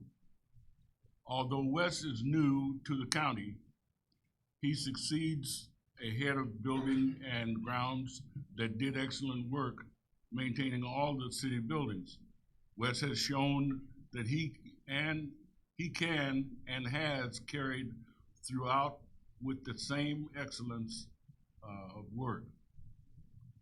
Wes has sole responsibility for maintaining county buildings and bringing all issues to the Highway and Building Committee. We work with Wes on prioritizing jobs around the county's various buildings. Wes became, because of the financial condition of the county, has had to work with minimum budget. He has had to repair many items rather than replace them. Then he has had various instrumental activities in inserting the new lock system, both at 189 East Court, also at Jerome Combs Center. He regularly researches replacements items for our air handling systems and all other items pertaining to maintaining of all the buildings under his responsibility in the county. Just as an offshoot about the highway operations, if we didn't know it, there's only been a 35% increase in the motor fuel tax for all of the state from 1929 through 2019, 35% increase. That tells you the difficulty that has grown in its entirety over maintaining the roads, the highways and roads throughout each county. Motor fuel tax, sales tax, and registration fees and diesel fuel fees go to make up the total amount of funds that are used to maintain our highways. But with the increase in the quality of operation of automobiles and trucks and so on, that is fast becoming an inability for the state to provide more funding for those roads. So there's a number of things that are happening at the state level, but just to verify with you, we are attempting to do the best we can with what we have. Thank you, Mr. Washington. Appreciate it. Next is our Finance Committee Chairman, Steve Lear. Thank you, Mr. Chairman. The monthly agenda of the Finance Committee includes regular reports from the Treasurer, the Finance Department, the Sheriff's Department, and the Auditor's Department. Sometimes the County Administrator will give a report. Other business may also appear on the agenda. Information from these departments is vital to the decisions the committee is required to make. As Chairman of the Finance Committee, I wish to acknowledge the hard work of the departments and the excellent quality of the information which is given to the committee. It has provided the decision-making process the ability to achieve the best possible results. There are many factors which make a report on the finances of 2019 very positive. Going through the major financial decisions and events of 2019 provides much good news. Still, the year began with some concern as the federal government shutdown stopped payments for federal bed rentals while expenses for those persons incarcerated continued. A bright note came as approval by the Finance Committee to seek $7 million in tax anticipation warrants led to learning that there were large banks willing to loan the county money for the tax anticipation warrants. This was an important signal that those banks recognized improvements in the county's finances. While it was not until April that the county received its last payments for expenses that had been incurred during the shutdown, county reserves were large enough not to need the full amount of the TAWs. The TAWs actually issued were for only $2.5 million, the same amount as the previous year. Those TAWs came from local banks, People's Bank and Homestar Bank. A second positive came when the county was able to repay those TAWs early, saving almost $10,000 in interest. A second concern early in the year came as Anita Speckman, the county administrator, reported on the impact of the new $15 an hour minimum wage law.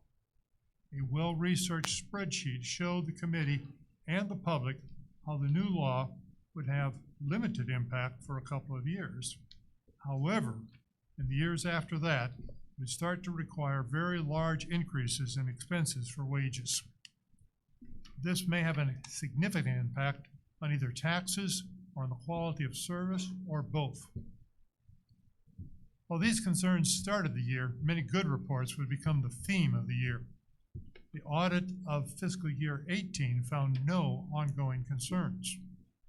It also confirmed the improving finances as the fiscal fund deficit decreased from slightly over 3.5 million to slightly over 1 million. This was an improvement of $2,436,485. The fund balance for the three major funds of the county, the general fund, the tort fund, and the pension fund, improved by $3,262,512. It is estimated that improvement has continued in 2019. So the general fund at the end of this year, November, will, with a positive balance of almost 1.5 million. The fund balance for all three funds will improve to a positive 4.8 million.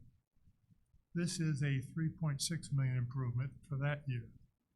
In the span of 2 years, we've seen a 6.2 million positive change in fund balance. All of this occurred while repaying the county highway department 1.5 million in interfund borrowing. A major recognition of improving finances came in September when our bond rating agency upgraded our rating from BA3 to BA2. In addition, the agency upgraded our outlook from stable to positive. Much of this improvement is a result of increased revenue from such sources as the contract with federal marshals, from money received from an agreement ending our partial ownership of the Juvenile Detention Center in Will County. But there were also managerial changes that have resulted in either savings or increased productivity. For example, in August, the committee approved a new credit card system to start December 1st, 2019 with a 0% interest option. Another example is the work done to keep health insurance costs at a minimum. One decision of the Finance Committee this year was to approve a new fiscal policy and procedures manual. This recommendation is before the full board tonight. Development of this manual was the result of the auditor's references to the duties of his office as prescribed by state law. Vagueness in the state statute led to a request to the Attorney General for a definition of accounting. The Attorney General, after many months, responded by stating the county needed to make the determination of the definition of accounting. A careful process began to create a manual that would obey state law while ensuring the requirements of federal accounting standards for grants were fulfilled. Clearly, significant revenue is received by the county from federal grants.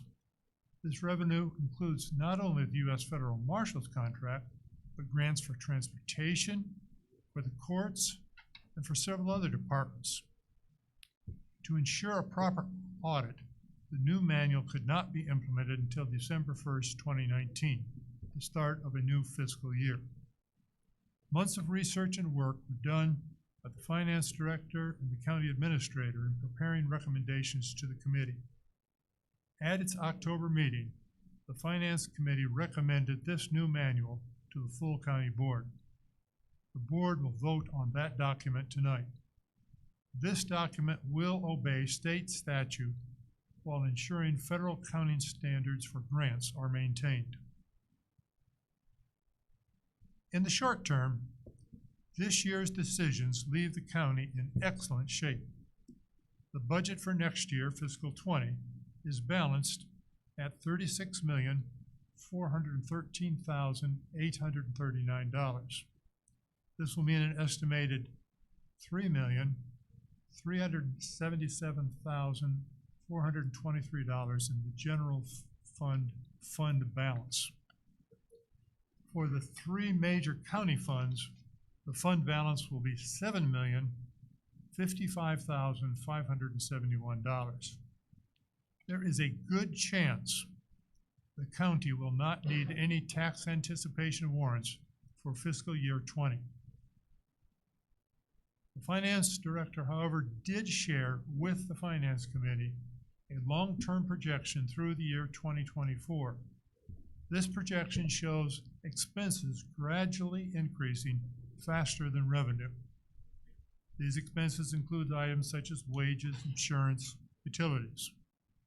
Thus, the Finance Committee will have work to do to maintain the positive results achieved in this year. Thank you, Mr. Chairman. Thank you, Mr. Lear. Next up is our new Planning, Zoning, and Agriculture Chairman, John Featherling. Good evening, everyone. I'll try to get this going here so we can get out of here. I want to start out, I'm the chairman of PZA, which is, that's the short expression that we use kind of slang around here for Planning, Zoning, and Agricultural Committee. We handle all the cases from the ZBA, Zoning Board of Appeals, which I was on for 15 years. We take the cases from that, we just discuss them at the county board level, and then we make a recommendation to the county board what we decided at our meetings at that particular time. So I'm going to start with some planning accomplishments this year and let you know what we have doing. We had the hazard mitigation plan, which is updated, the county hazard mitigation plan, with help from the Regional Planning Commission, the hazard mitigation task force. It's not fully approved, but most of the work is done. Now, our planning objectives and the projects, it's kind of hard to, planning is not exactly an exact science, which most of us here know. It's a hard challenge for our department and our department heads and helping the office there.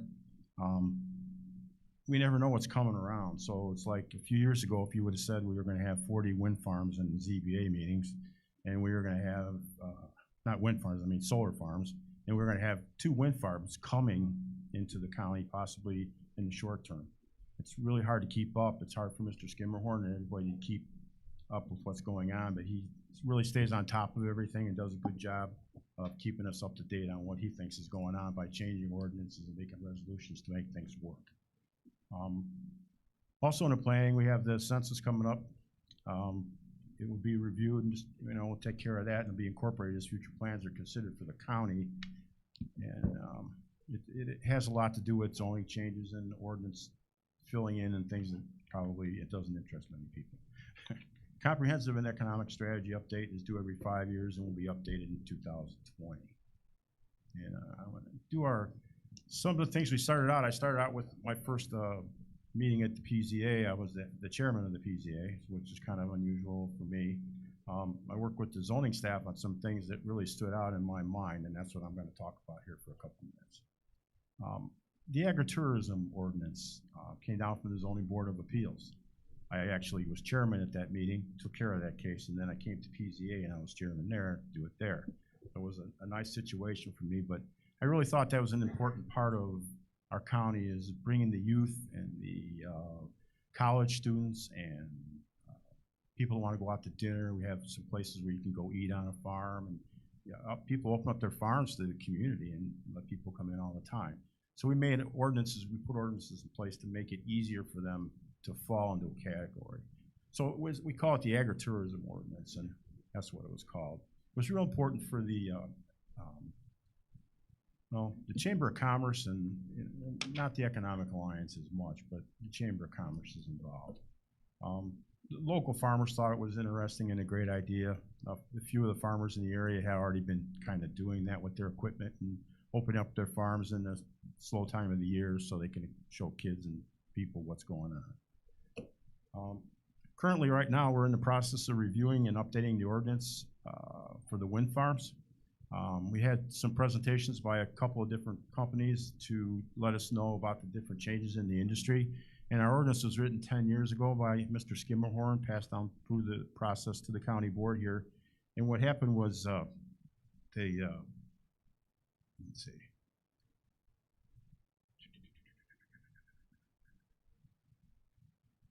They had, sorry, okay, I'm not going to throw these exact numbers out there. But our towers now are around 400 feet tall, as I was trying to come up with. But they're talking about going up to 600 feet to the top of the tips of the blades with the newer equipment that they have. They have generators that produce 2 or 3 times the power that they did when they built the wind farms south of here in Ford County and coming into Kankakee County. So their explanation is we need to have them higher, and we're gonna have less of them to create the same amount of power, which is a great idea. But we're still working on that at PZA, but that's something else I thought was important. So right now, there are 2 wind farms being proposed in Kankakee County that may be applying for special use permits in 2020. There's quite a bit of review process by staff. It goes to the Zoning Board of Appeals for public hearings. They're held in places, we usually hold them in larger places, so we had them in Herscher, we've had them in, up here, actually on this stage right here, we had one. So we have to go places where more people can come and be heard. That's the public hearing part of the zoning.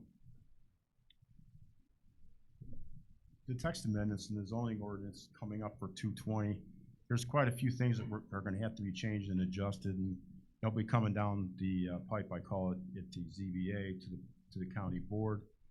Whenever Mr. Skimmerhorn sees things that he thinks and he feels as though we need to address, we address them as promptly and quickly as possible. Okay, and now I'm gonna go talk about some building accomplishments. We had commercial permits as of October 1st, which is last month. There were 55 permits issued for commercial and or industrial projects, generating a revenue of slightly less than $300,000, give or take a few dollars. And it's above average compared to the last 3 years, but we still have 3 months to go, November, well, 2 months now. We still have months to go before it'll actually total up, so I expect that to be quite a bit higher than it was in the last several years. Non-commercial permits were also seem to be really gathering speed with the economy. The economy gets better, people spend more money on their properties, and so there were 644 permits issued for non-commercial. That's a lot of projects within the county. The number of permits issued is slightly below average, but the general revenue created by them is above average, and we still have 3 months to go in 2019. In building department, there are 8 community solar farms, 1 utility solar farm being proposed for Kankakee County. They've already applied for their special use permits. We've already heard the public hearings. They've already been presented to the county board and approved. Now they're just gonna be getting their building permits, and that's gonna cause a lot of work over at the building department with them. And the only thing that concerns me about that type of thing is I believe they're probably all gonna come in at the same time so they can build them in the summer next year. When we heard all the cases at the Zoning Board of Appeals, they were all set for their drawing. They had the drawing, the 8 parties were selected, and then we went throughout the county and we know where they're gonna be now and everything. So whenever we talked with them, they always seemed like they were planning on next summer, be actually under construction next summer and be completed by fall. They're expecting them to be online before the end of the year. The county received a grant, which is interesting to me, from the Department of Natural Resources to purchase 4 structures in the Kankakee River floodplain. The properties have been damaged several times. We purchased one along Interstate 57. I'm sure people know the red house that was right next to the highway there that always flooded, that we had demolished and removed and graded the lot out to absorb some water and in its natural flooding state there. It could become usable property for people to walk around on and enjoy. So, but there's 4 more properties we're gonna be doing that. I don't know if it's for sure all this year or whether it's gonna take some time, but we will be reimbursed as we go along the way.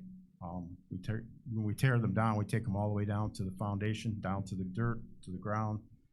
It's graded all out, and it becomes a natural habitat with the trees that were there and everything to keep the river flowing and absorb a little bit of stuff. And then I talk about the GIS for a minute. This GIS staff is working with the Census Bureau.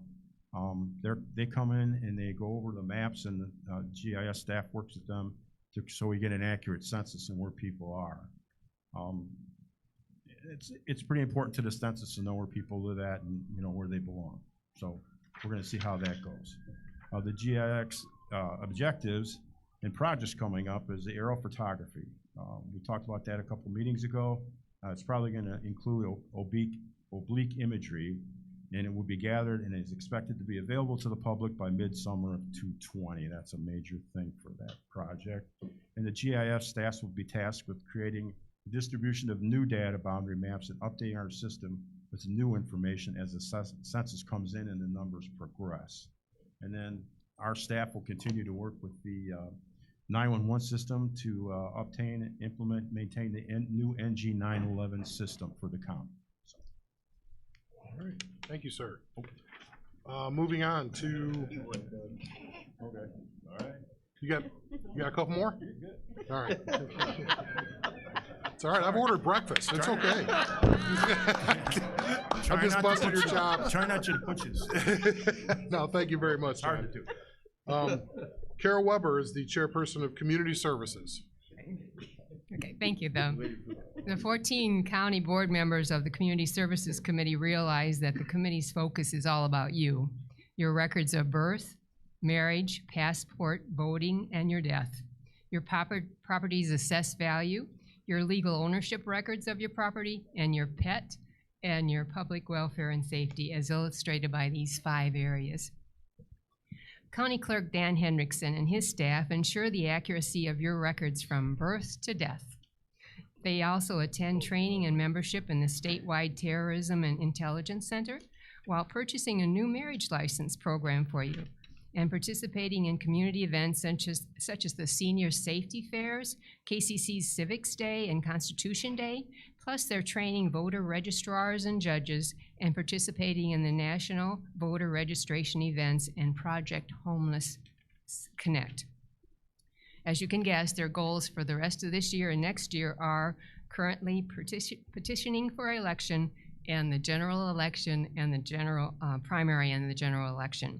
With all that, the smoothness and accuracy is so important in continuing service on the United States Census Committee. Secondly, County Assessor Eric Blair and his staff are on track to complete the assessment cycle on time for the 5th consecutive year. They've scanned some property record cards to improve the DevNet system so that any property you own is correctly evaluated and assessed. And not only that, but there's an efficient process in place for appealing that assessment report. He and his staff's goal is to maintain that timely assessment cycle and work with technology so that you'll have access to the data yourself. Third area is County Recorder Lori Gadboy and her staff.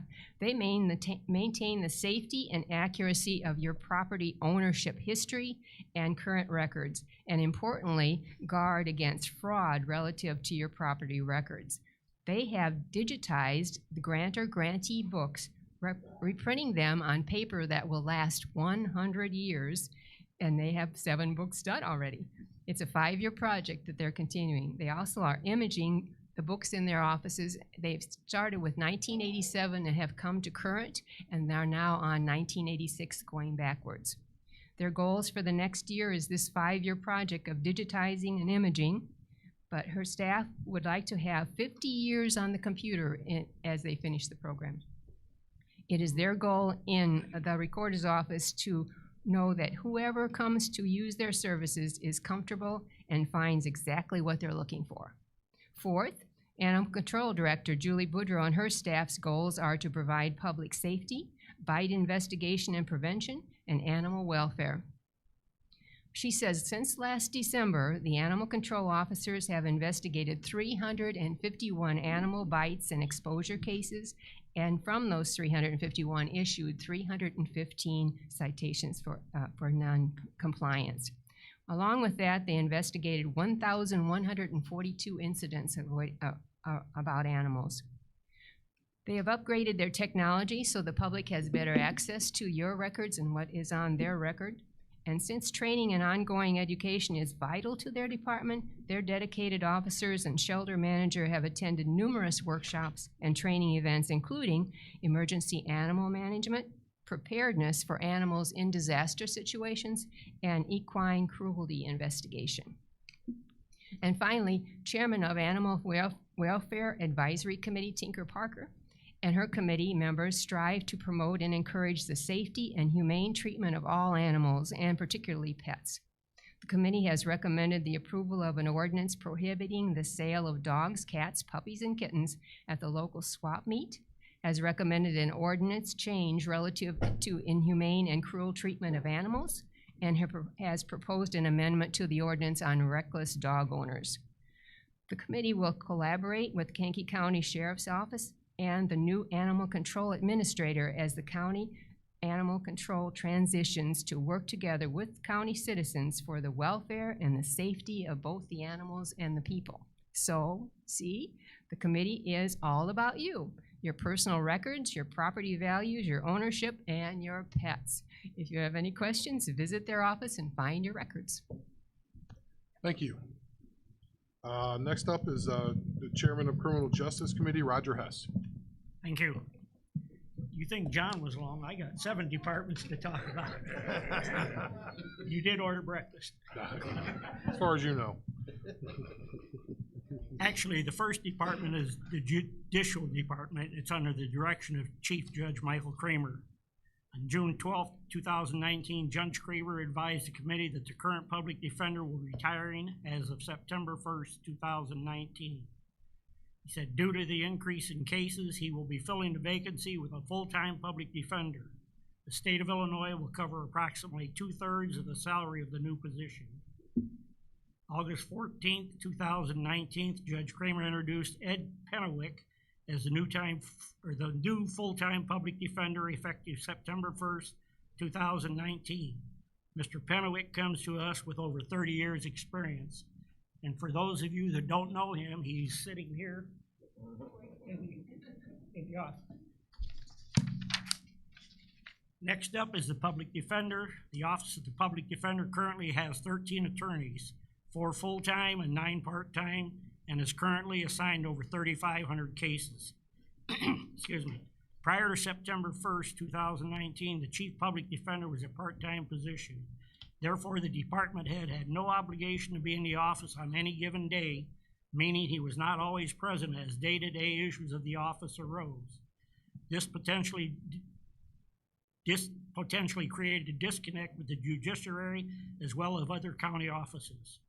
Transition to full-time assistant public defenders, one full-time assistant is more productive than 2 part-time positions. It makes them more available to the clients, to judiciary, and other entities 8 hours a day, 5 days a week. This availability means quicker resolution to cases. Expediting cases through the increased client contact and increased availability with the state's attorney's office. It's anticipated that the current backlog of cases can be decreased. Increased accountability, the creation of a full-time public defender as well as full-time assistants creates an increase in accountability. Specialty courts. The county has been at the forefront on addressing these issues. The drug court program has been in place since 1995. There is a domestic violence court, a veterans court that provides counseling as opposed to incarceration.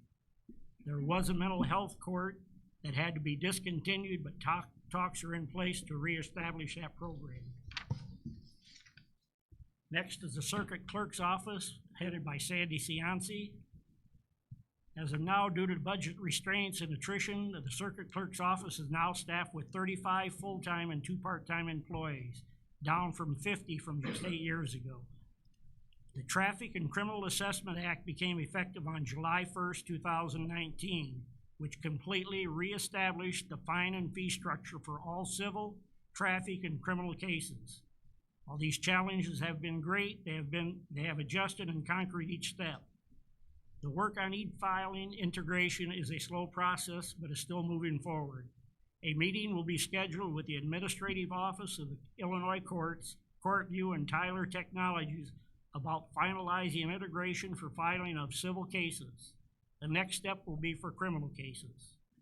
July 1st, 2019, misdemeanor cases were reassigned to the traffic call, which is already one of the largest court calls. If a request for additional full-time employees allowed, a minute clerk could be assigned to the traffic division to assist keeping up with the demand.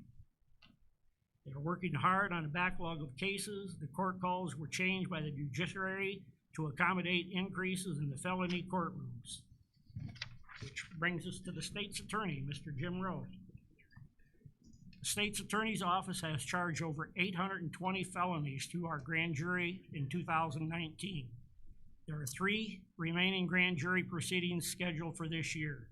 The final number of felonies is projected to close at 1,000 for 2019. This is among the largest of felony crimes charged in Kankakee County in clearly 30 years since it has been tracked. The state's attorney felony caseload has nearly doubled since 2016.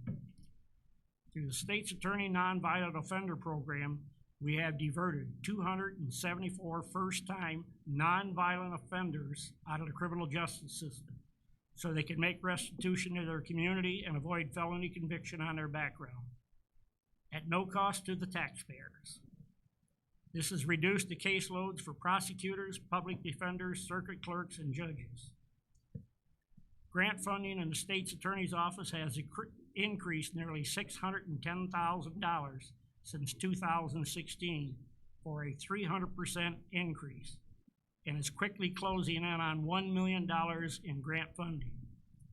This increase in funding has allowed us to bring first in the nation juvenile mentoring program to Kankakee County for court-involved youth, strengthen our ability to prosecute sexual assault and domestic crimes, provide additional services to victims and witnesses, and bring mental health, suicide prevention, and violence prevention programming into every school in the county. In partnership with the Circuit Clerk's Office, we have assisted in excess of 1,000 individuals in our community to obtain expungement and/or sealing of their criminal background. This empowers them to obtain employment, housing, and/or tuition assistance so they can return to being a productive member of the community. Our Victims Witness Division has nearly doubled its services over the past 3 years. In 2016, the office served 1,483 individuals. In 2018, we served over 2,732 victims and witnesses, and are on pace to match that number in 2019. We have also obtained funds to occasionally provide relocation, transportation, and temporary housing for victims and witnesses who otherwise be unable or unwilling to attend court to testify at trial. Without their testimony, we would be unable to obtain justice for the victim. Next is the Probation Department. Director is Tom Latham. 21st Judicial Circuit Probation and Court Service Department includes both Kankakee and Iroquois counties. Excuse me. Annually, the Kankakee office will supervise over 2,000 individuals and will have over 30,000 contacts with both adult and juvenile populations, both in the office and in the community. Collect just over 2,000 drug tests and complete over 650 court-ordered investigations. The supervision and case management provided by the Probation Department includes all specialty courts, such as drug court, veterans court, and domestic violence court. The Probation Department receives salary reimbursement from the state for all its officers. In fiscal year 2000, the reimbursement was increased significantly by over $500,000 from fiscal year 2019. For the first time, in department salaries are fully funded by the state. As a result of the increased funding, the department has developed a pretrial supervision unit. This unit will provide the court daily with bond reports to assist the judiciary in determining the defendant's eligibility for release from Kankakee County Adult Detention Center, while ensuring the safety of the community and seeking to minimize the risk of the defendant failing to appear in court. Reports will be provided for bond call daily, including weekends. For those defendants released and court-ordered to report to pretrial services, the office will provide supervision, monitoring, and facilitate revocation of bond requests for those defendants not complying with the condition of their releases. Next is the sheriff under the direction of Sheriff Mike Downing. Earlier this year, Sheriff Downing was able to negotiate and obtain a 4-year extension of the contract with the U.S. Marshal Service. He's happy to announce that after a few years of budget restraints, the fleet of vehicles are now back up to date. If we can stay on that schedule of new purchases, it will help cut the maintenance costs. This last year, we spent around $150,000 on maintenance, which would mean 3 new vehicles. With staffing levels back up to 49, it shows an increase in the presence on the street and has made a response time for emergencies much quicker. The board has also made resources available to be able to retain accreditation to the NCCHC, which I had to ask him, which means the National Commission of Corrections Healthcare. Along with the increase in staffing and based on cost study approved by the board, and increased fees resulted in more revenue. The civil process of serving court papers now brings in an additional $5,000 a month to the general fund. In August of this year, the Public Safety Administration building was renamed to the Timothy F. Bukowski Public Safety Center. The former sheriff was very instrumental in obtaining funds for construction of all buildings on the complex. And last, the person you do not want to see is the coroner, Bob Gessner. Fiscal responsibility, efficiency, and effective performance of duties of the office of the coroner while within the demanded dollar amount given by the Kankakee County Board. Grant funding of $31,000, $15,000 from the Kankakee County Health Department, $11,576 from the Laurie Children's Hospital grant, $4,412 from the state of Illinois. Vehicle fleet updates, they purchased 2 2019 Ford Explorers and paid them using the coroner fees account, which means it did not come out of the general fund. Community partnering with communities, school, church, and civic organizations who bring awareness to the dangers of drugs and alcohol, texting and driving, and drinking and driving, etc.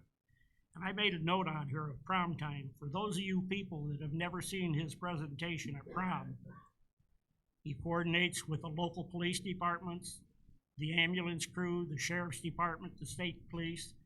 It is something, you know, it's coming up in May, prom time. It's something he'll be starting probably in the middle of April, something like that. You should go see that. Technology advancements, continued use of iPads, laptops, cloud-based services to streamline report writing process and efficiency. All records from 1999 through the current are now computerized. Thank you. Thank you, Mr. Hess. I will just, I won't go into great depth on executive committee, but I did want to mention that we did something that was we had to answer the call from CSL and other businesses in the area that were asking for assistance with infrastructure projects. Knowing there was a capital bill, you may remember that the board authorized me to hire a lobbyist to work in tandem with our state representative and anybody else who will help us and listen to get not only permits for CSL, but also the major improvement at Route 50 and Armour Road, and to have the possibility of other things that were coming down the pike in the capital bill. I will say that we worked in lockstep with Representative Parkhurst, and the successful effort, and everyone on either side of that discussion will admit you need each other. We got that permit, and there is the entrance that's being constructed. If you've driven by, it's close. That will relieve a lot of pressure, but then people don't really realize that we took an unfunded, unengineered upgrade for the intersection of Route 50 and Armour Road from a concept to a fiscally constrained project that exists in the capital bill, which does a lot, but we did it in 8 months. That's unheard of. That never happens. Burbank Parkway took 20-some years. I mean, it just doesn't happen like this, and we did it together, but we needed assistance. You know, you have to be able to access those people that control the wallet. So I will be asking for reauthorization of that next year, just to let you know, because we need workforce money. We have other needs. We need river money. There's a lot of things that we want to continue with in this area that are beyond our checkbook capabilities. So we enforce the Smoke-Free Illinois Act, moving the smoking areas away from the public.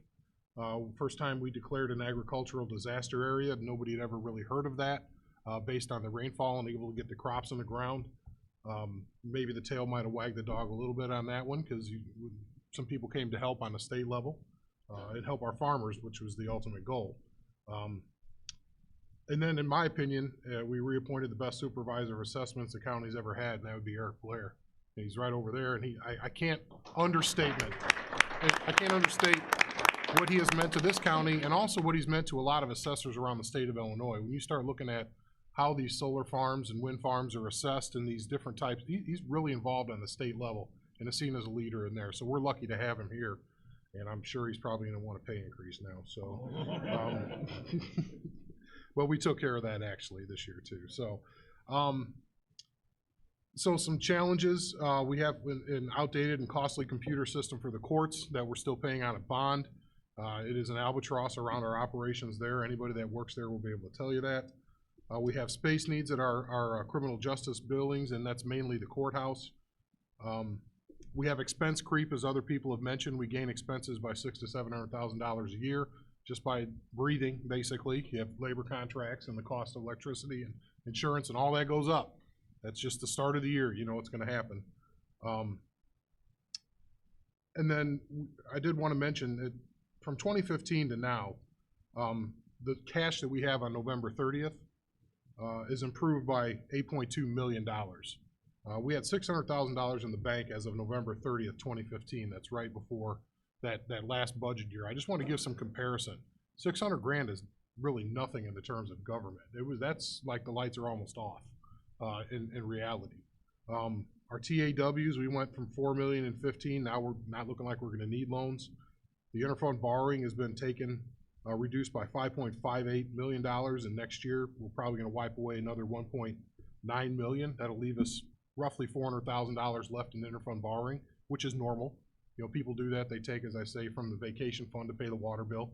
That's normal in government when you're not taking in tax revenue. Our accounts payable has been reduced by $2.59 million since 2015. I mean, that's our 30-day number. It's amazing. General fund balance, as Steve mentioned, was $6.2 million turnaround in general fund balance, and then our total fund balance is a $9.378. We thought this was generational when we worked on this stuff back about 4 years ago. You know, if you put $500,000 to the good, it's going to take you a while to not have to borrow money from yourself and anybody else who will give it to you. So I would like to thank personally the department heads, the employees, our labor partners. They understood where we were at, and we all worked together. When we had increased revenue, we just didn't go spend it. We realized that we had to get to a place to function really financially solid and make good decisions. So I did want to say thank you to all the department heads and everybody who did the really hard work out there every day to do more with less. And we're still not out of it yet. We still got a little ways to go. So that was the executive committee report. Moving on to the consent agenda. Anything need to be removed off the consent agenda?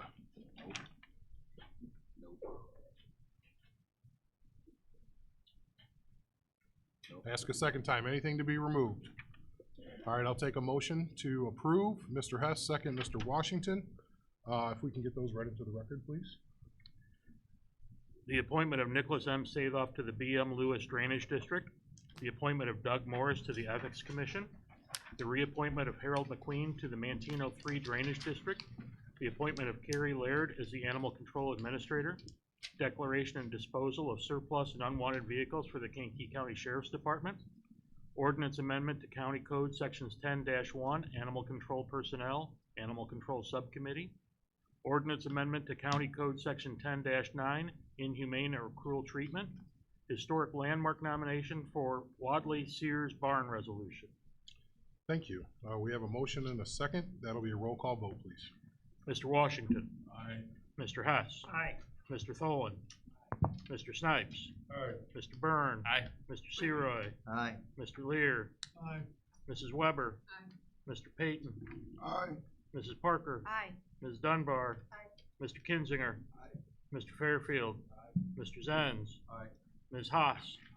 Mr. Carrico. Aye. Mr. Eckhoff. Aye. Mr. Smith. Aye. Mr. Swanson. Ms. Zakulo. Mr. Featherling. Aye. Mr. Dunhill. Mr. Miller. Aye. Mr. Long. Aye. Mr. Wheeler. Aye. Motion carries.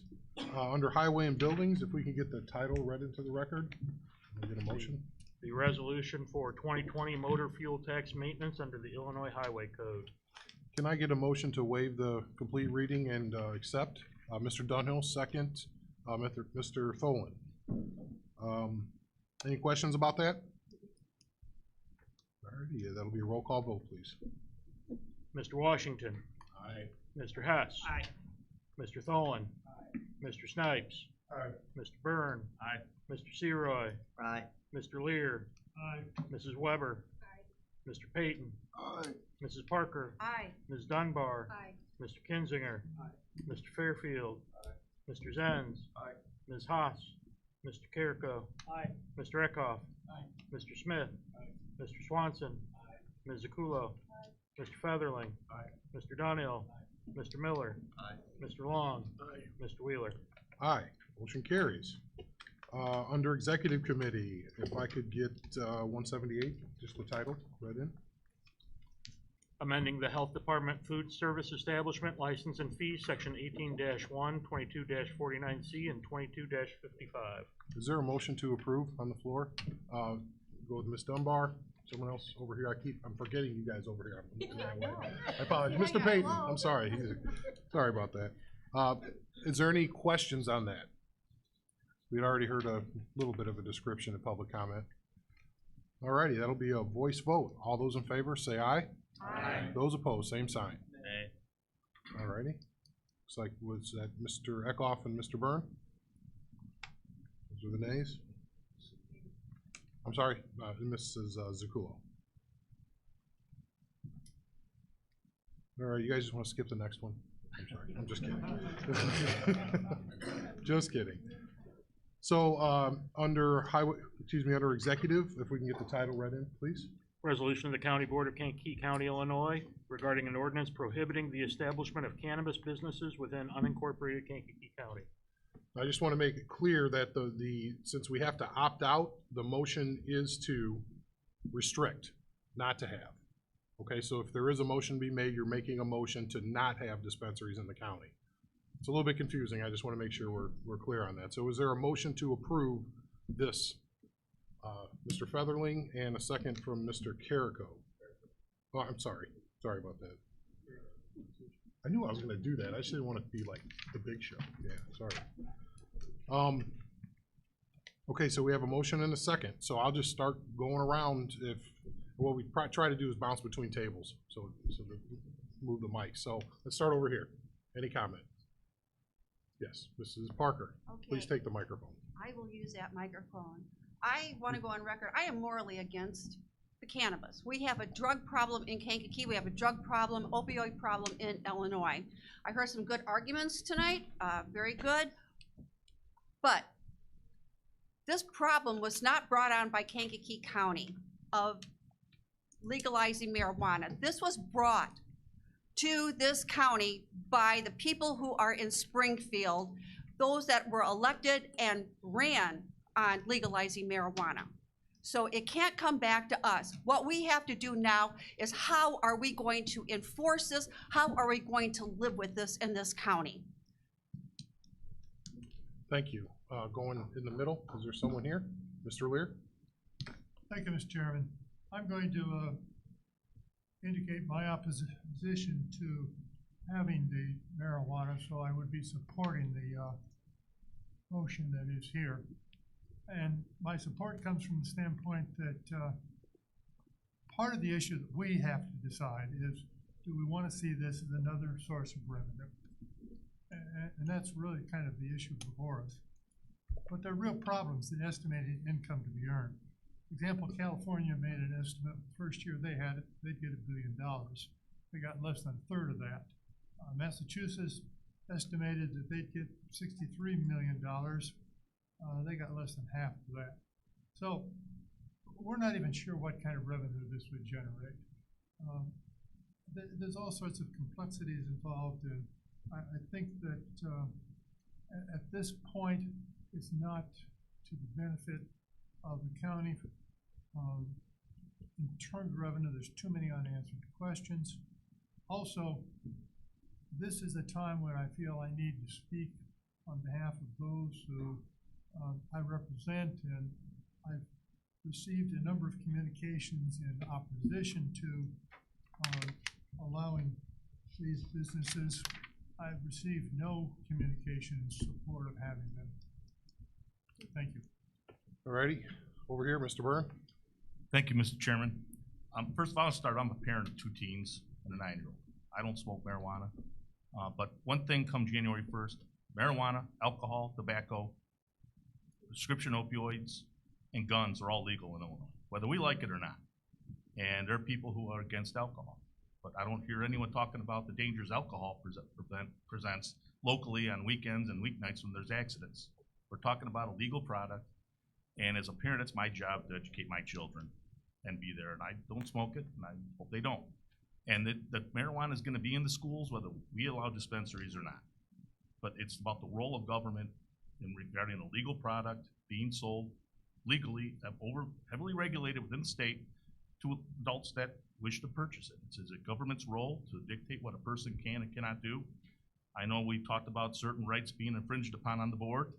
Well, are we infringing ourselves on someone's right who may have anxiety, pain issues, who don't have medicinal license but wish to go to a heavily regulated facility to purchase?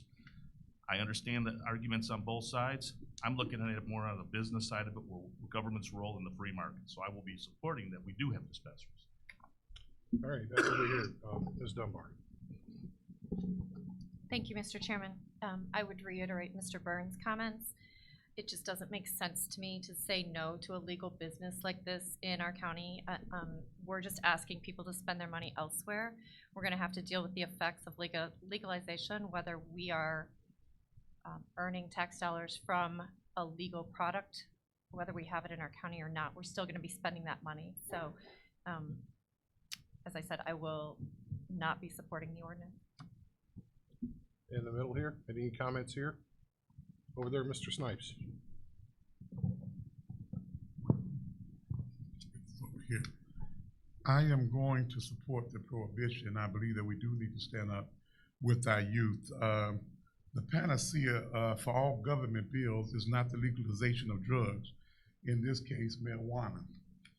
If we're going to get into this business, we might as well start legalizing prostitution and collecting a tax on it. Some things are just totally immoral. In either case, now the government either becomes a pusher or a pimp. I choose to be neither. I'm a Christian. I will state it for the record. I'm unashamedly a Christian. And as the youth stand up and if they tell you they don't want this, I believe we need to start supporting our youth, especially when they go in a positive direction. I worked in the school system for 25 years. And when you start seeing youth saying, I don't want something, I think it's incumbent upon us as adults, as mature individuals to basically support that. That I'm gonna be like Elizabeth Taylor to her 10th husband. I won't say any more. I'm not gonna keep you long.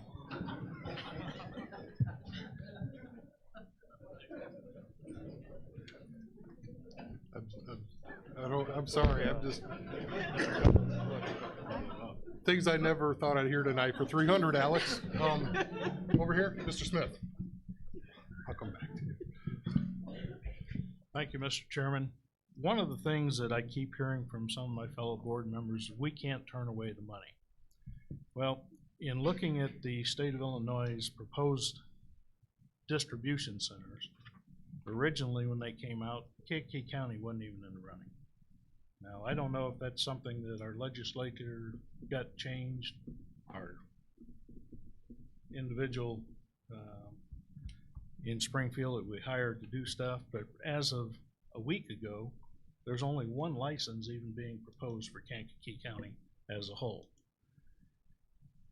Our job as the county board members is to decide whether or not we want it in the unincorporated areas. If there's going to be one here in the county, it's my opinion, and I'm 105 to 1 against having the distribution center for my constituents in the western end of the county. If there's going to be one and you're all that concerned about a paltry tax revenue that I've heard statistics bounced around here which mirror what I'm been reading too, if we saw $30,000 in revenue come in, and the county's portion of that is 3.5%, you know, you guys do the math, it ain't worth the issue. Put it in one of the metropolitan areas. I keep hearing the argument, well, they're gonna drive or travel to the other ends of the county or east, west, north of us here and get it. Fine, let their law enforcement deal with it. I cannot in good conscience support adding additional issues to our local law enforcement officers to have to deal with here in the county. So I am a yes on the ordinance. Okay. To hear Mr. Washington. Hear many things that are being stated tonight about being Christian, and so am I. But I also believe that it's incumbent upon parentage to make sure that their children are not participating or that they're taught and trained not to participate. I've watched for many, many years, and as attendance in churches and organizations of discipline have gone down, from the youth has gone down, these incidents and situations with youth being pawns and being involved in different types of drugs has gone up. Now, I am not a big proponent. I have never used marijuana. As a matter of fact, when I was a kid, I found a stash that someone had and burned it up. But we may as well look at it in terms of no matter what the paltry sum is.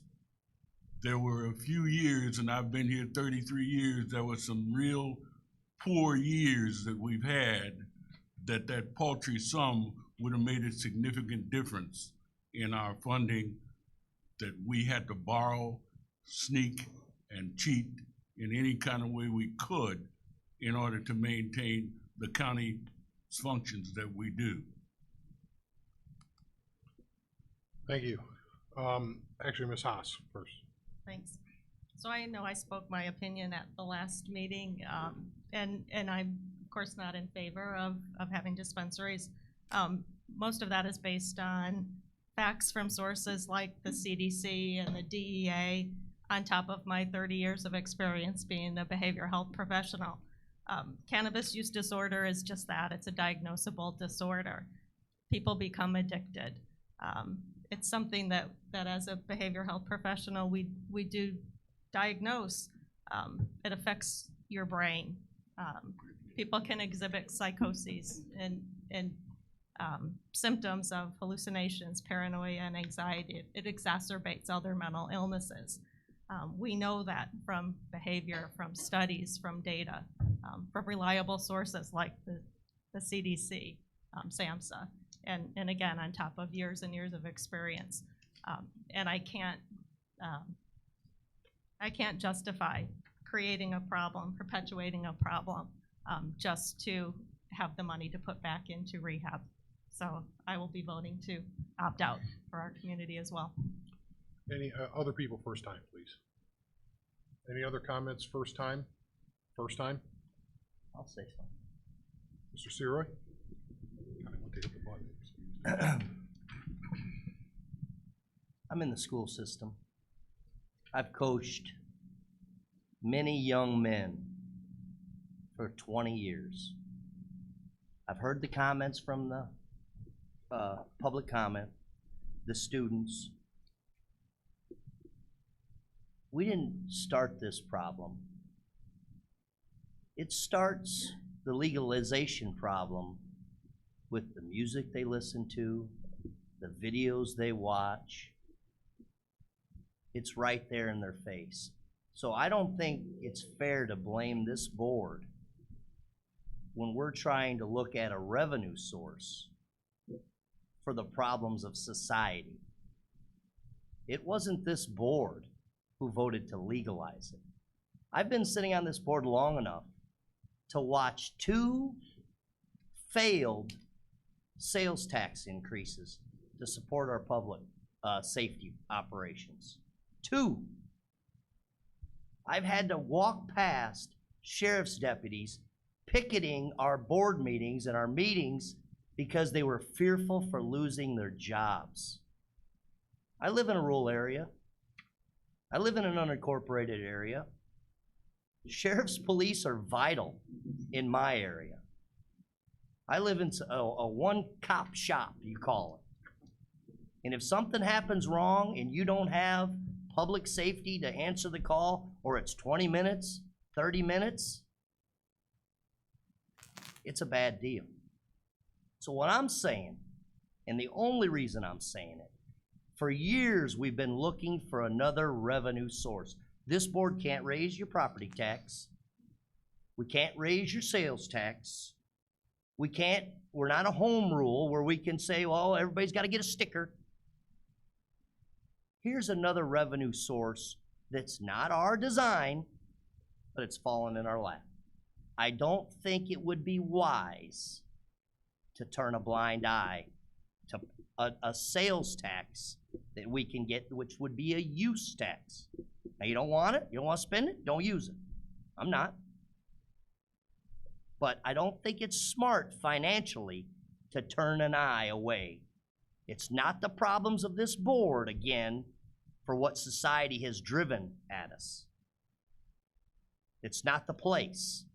Talk to the video makers. Talk to the rappers. Look at it on TV, as I see it every day. That's all I'm gonna say. Alrighty, first time, Mr. Kinzinger. One will not have decisions driven by. You gotta move it a little closer, sir. Sorry. I, for one, will not have decisions driven by revenue. No difference. It doesn't work. I, for one. I, for 3. Will not have decisions driven by revenue. I've been in business for 40-some years, have made good decisions and bad decisions. Bad decisions generate and lose revenue. Good decisions generate and make revenue, but you make decisions based on facts, thoughts, and morality. I will be supporting this resolution. Thank you, sir. Any more first time? All right, second time, Mr. Byrne. Thank you again, Mr. Chairman, and sort of about as Elizabeth Taylor, I feel like Kevin Bacon and Footloose talking to the crowd. I have a question is, what is the projected revenue? We've talked about the revenue. Has there been a study or any kind of research done in regards to potential 1 or 2 dispensaries that we're talking about unincorporated, 1 or 2 potential? We're not talking being inundated. It's not gonna be like mattress stores around unincorporated Kankakee County. While nobody has inquired with specifics to the county about anything, like any locations, I have talked to some of the people in that industry, and they estimate between $200,000 and $300,000, depending on if there's another location, if it's medical, if whatever. There's lots of if, ands, maybes in that, but that's the estimate. If there's one right up in Will County, if there's one in Iroquois County, I mean, all these are impacting factors. So there's not a number there to be had, to be honest. Second time, you, Ms. Parker, then I'll come back to you, Mr. Snipes. Thank you, Mr. Chairman. Is this on? Yes. Oh, good. Thank you. I do have a question, just for clarification.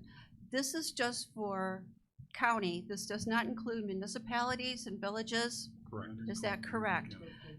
Yes, my concern is how are we going to enforce this? And it has been my concern. I too work with students, Mr. Suroy, and I do know there is a problem with drugs in the school.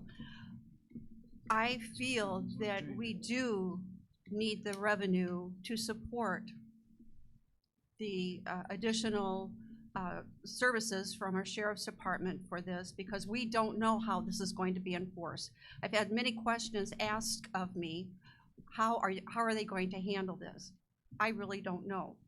But we do need the support of the sheriff's department, and if the revenue will help bring in more public safety, I would have to agree, because again, I agree with Mr. Servoy, we did not want this. This was something that was brought on to us by the state of Illinois. We have to deal with it now. Thank you. Thank you, Mr. Snipes, second time. Sometimes I think we need to get to the point that we even tell the state of Illinois, no, we are residents of the state of Illinois, and we have a voice. This particular drug, or the first, I think it was in 1914, was the passage of the Harrison Act. That was the first act to criminalize drugs. Congress then in 1970 supported and passed what they call the Controlled Substance Act of 1970. So the federal government has not approved anything. The problem is that if they're caught by a federal agent, they may or may not get arrested even if they're in the state of Illinois. But I know if they go across the state line of a state that does not support it, they will be arrested by a federal and can be charged federally. I'm not here to play the football game of whether or not we need revenue. We have seceded and come out of the waters, without legalizing or being legalizing a dispensary here. So I'm not looking for just any revenue source. We have to understand that it's not always about the revenue. There's a moral and ethical value that we must place on things when we do things, because it has an impact upon the community. And this is one of those. There was a song, I Want to Be High, So High, by the Commodores. I don't want to be high, and I don't want them high. So that's why I'm supporting that we don't have it here. If they want to go out to Europe someplace and get it, then go, but not in Kankakee. And tell the state of Illinois, Snipes said no. Well, I also do want to be free to do the things I know are right. Oh, so man. got you. I know that song too. Mr. Lear. Thank you, Mr. Chairman. While I understand the remarks that are being said in regard to revenue, the revenue issue is more complicated simply because the best knowledge, and I have not done as much research as possibly needed to be done, the revenue that we would get from this would go into the general fund, and then it just becomes a matter of fighting between different departments in terms of who's going to get it. Clearly, I would think, because I've been on the same board as you have, Todd, that the public would have voted for public safety. But if they chose not to vote for public safety, I'm not sure what this board would do when they were asked to choose on how to allocate new money. So I'm not sure that just guaranteeing new money is going to get the objective that you want in terms of public safety. What happens if we lose the bed rental program? Anyone got that answer? Anyone? Mr. Smith? I'm not answering your question, Todd, but you're conflating two different issues here tonight. Last month, we voted to pass the tax resolution to take the 3.5% if and when there becomes a dispensary in Kankakee County. This resolution is solely for whether or not we want it in the unincorporated part of Kankakee County. And with that, I'll shut up and say the ordinance is a yes for me. Alrighty, anybody else second time? Alrighty, are we ready to do a vote? Alrighty, we'll go now. Again, if you vote yes, you are voting to not have dispensaries in the county, unincorporated area of the county. Yes means no. Is that clear? You want me to say it again? Yes. So if you vote yes on this resolution, we're adopting the fact that we're not gonna have dispensaries in the unincorporated areas. Roll call vote. Mr. Washington, Nay. Mr. Hess, Aye. Mr. Tholen, Mr. Snipes, Aye. Mr. Byrne, Nay. Mr. Seroy, Nay. Mr. Lear, Aye. Mrs. Weber, Aye. Mr. Payton, Mrs. Parker, Nay. Ms. Dunbar, Nay. Mr. Kinzinger, Aye. Mr. Fairfield, Mr. Zenz, Ms. Haas, Mr. Carrico, Mr. Eckhoff, Mr. Smith, Mr. Swanson, Ms. Zakulo, Mr. Featherling, Mr. Dunhill, Mr. Miller, Mr. Long, Mr. Wheeler. Nay.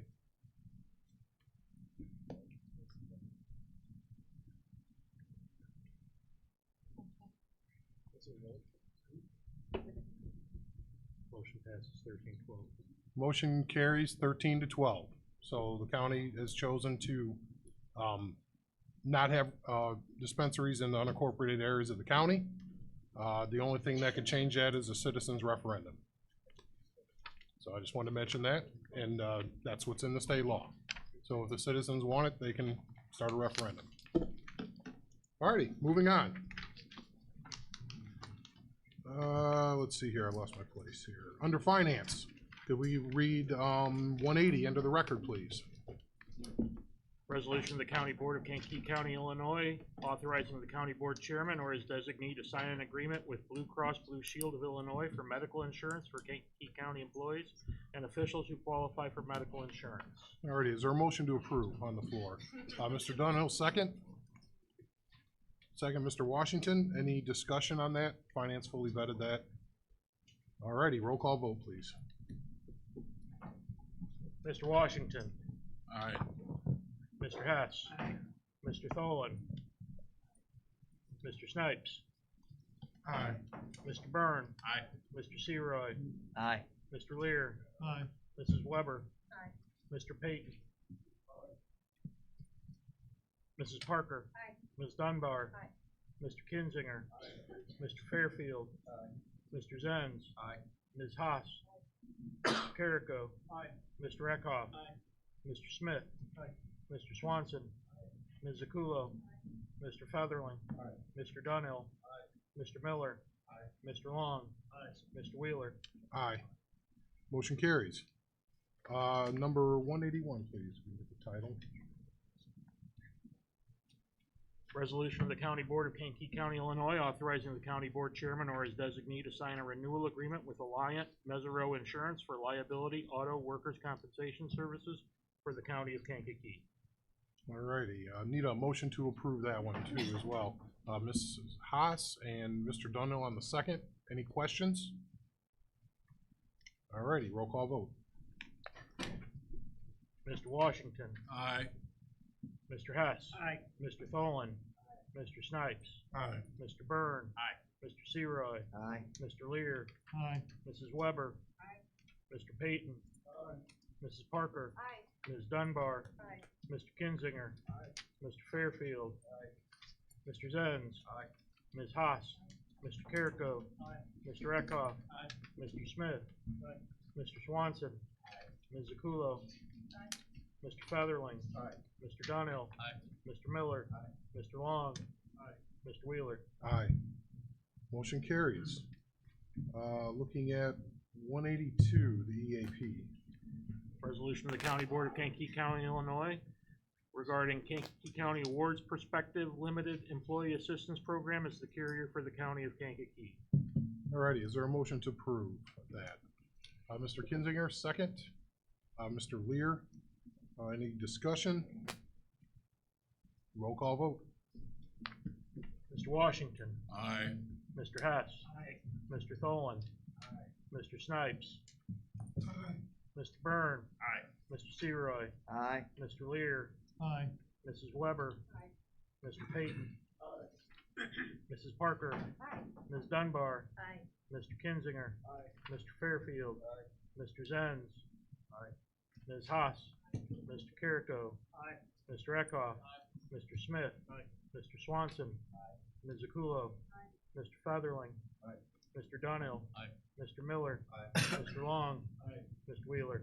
Aye. Motion carries. 183. Resolution of the County Board of Kankakee County, Illinois regarding health spending account HSA contributions for fiscal year 2019-2020. Alrighty, is there a motion to approve? Ms. Dunbar, second. Mrs. Zakulo. Any discussion? Roll call vote, please. Mr. Washington. Aye. Mr. Hess. Aye. Mr. Tholen. Mr. Snipes. Aye. Mr. Byrne. Aye. Mr. Seroy. Aye. Mr. Lear. Aye. Mrs. Weber. Mr. Payton. Mrs. Parker. Ms. Dunbar. Mr. Kinzinger. Mr. Fairfield. Mr. Zenz. Ms. Haas. Mr. Carrico. Mr. Eckhoff. Mr. Smith. Mr. Swanson. Ms. Zakulo. Mr. Featherling. Mr. Dunhill. Mr. Miller. Mr. Long. Mr. Wheeler. Aye. Motion carries. ESP. Alright. On to 184, please. Resolution of the County Board of Kankakee County, Illinois regarding VSP vision care insurance for county employees and officials qualified for insurance. Motion to approve, Mrs. Parker, second, Mr. Washington. Any discussion? Roll call vote. Oh, I'm sorry, Mr. Tholen. With your.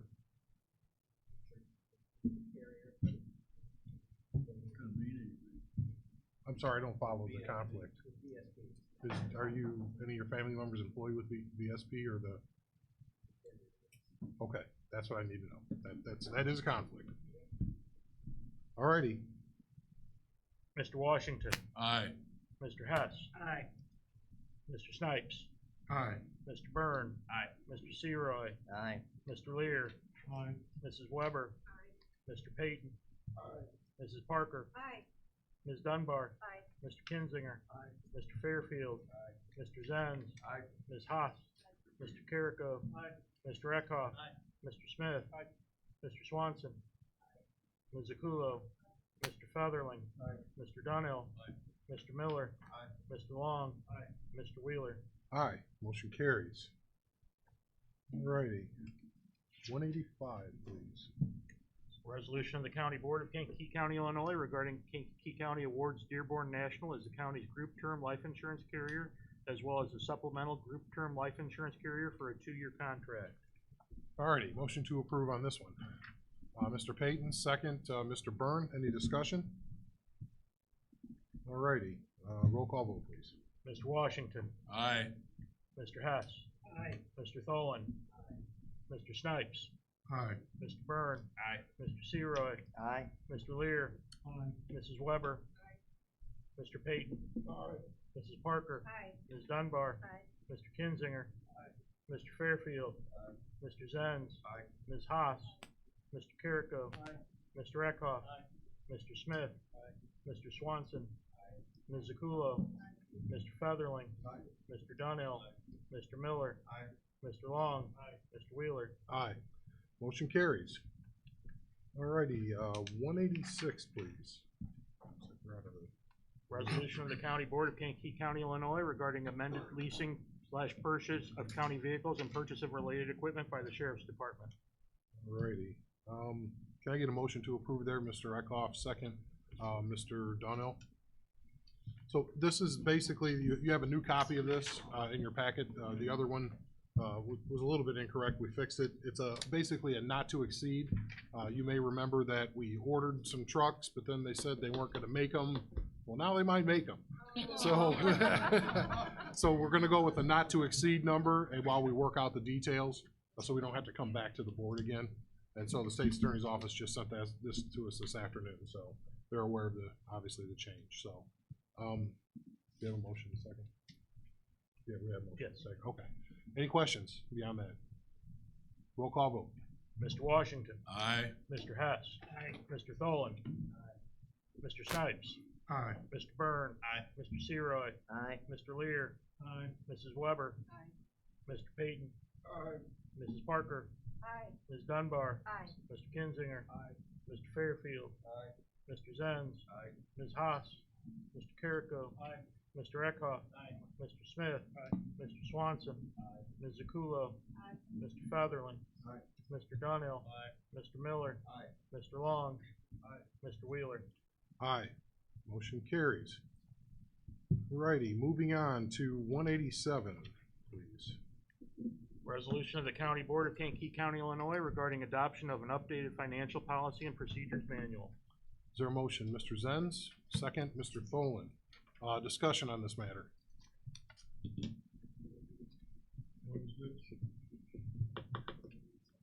Any discussion? Oh, I have just a couple of concerns. I thought so. Your microphone, please. But before I respond, give me a brief narrative, kind of paralleling the difference between what we had in writing before versus what we're doing now to comply with the state statute. I'll leave the intricate details to Anita, because she's the accountant, not me. But basically, the directive I gave about, 7 months ago was to, anything that is accounting needs to go to the auditor's office, which I said as early as, I think, March of 2017. And anything financial, that's your job as board members. You're in charge of the finances, the auditor is in charge of the accounting. So we codified that. We did a lot of, trying to poke holes in it, going back and forth. Does this qualify? Does that not qualify? The credit card policy, I don't know if that was in there as well. That was part of the changes. Yes. So I'm trying to think what other really processes we went through, but that was the major test. Comply with the state law, keep the board's responsibility to run the finances in your hands, and then have the accounting go into his hands. But also we had to, in order to comply with federal single audit standards, we had to establish someone to audit the auditor, because you have to not have somebody with both accounting and auditing in those hands. So when you have to have somebody audit that process. So while there may have been the inclination by some that you can do all this in one office with 2 people and even 3 people, you still need to have somebody audit that process when money is moved around. Any fiduciary person will tell you that. The other side of it is that when we go through this process, it's baked into this policy. It's not something that is a whim. It's clearly directives on how this flow should work. Okay. So. With that being said, I just have a few comments and then I'm done. But the first one is on page 7. It says all claims will be sent back. I need the word "to" in there, to the auditor.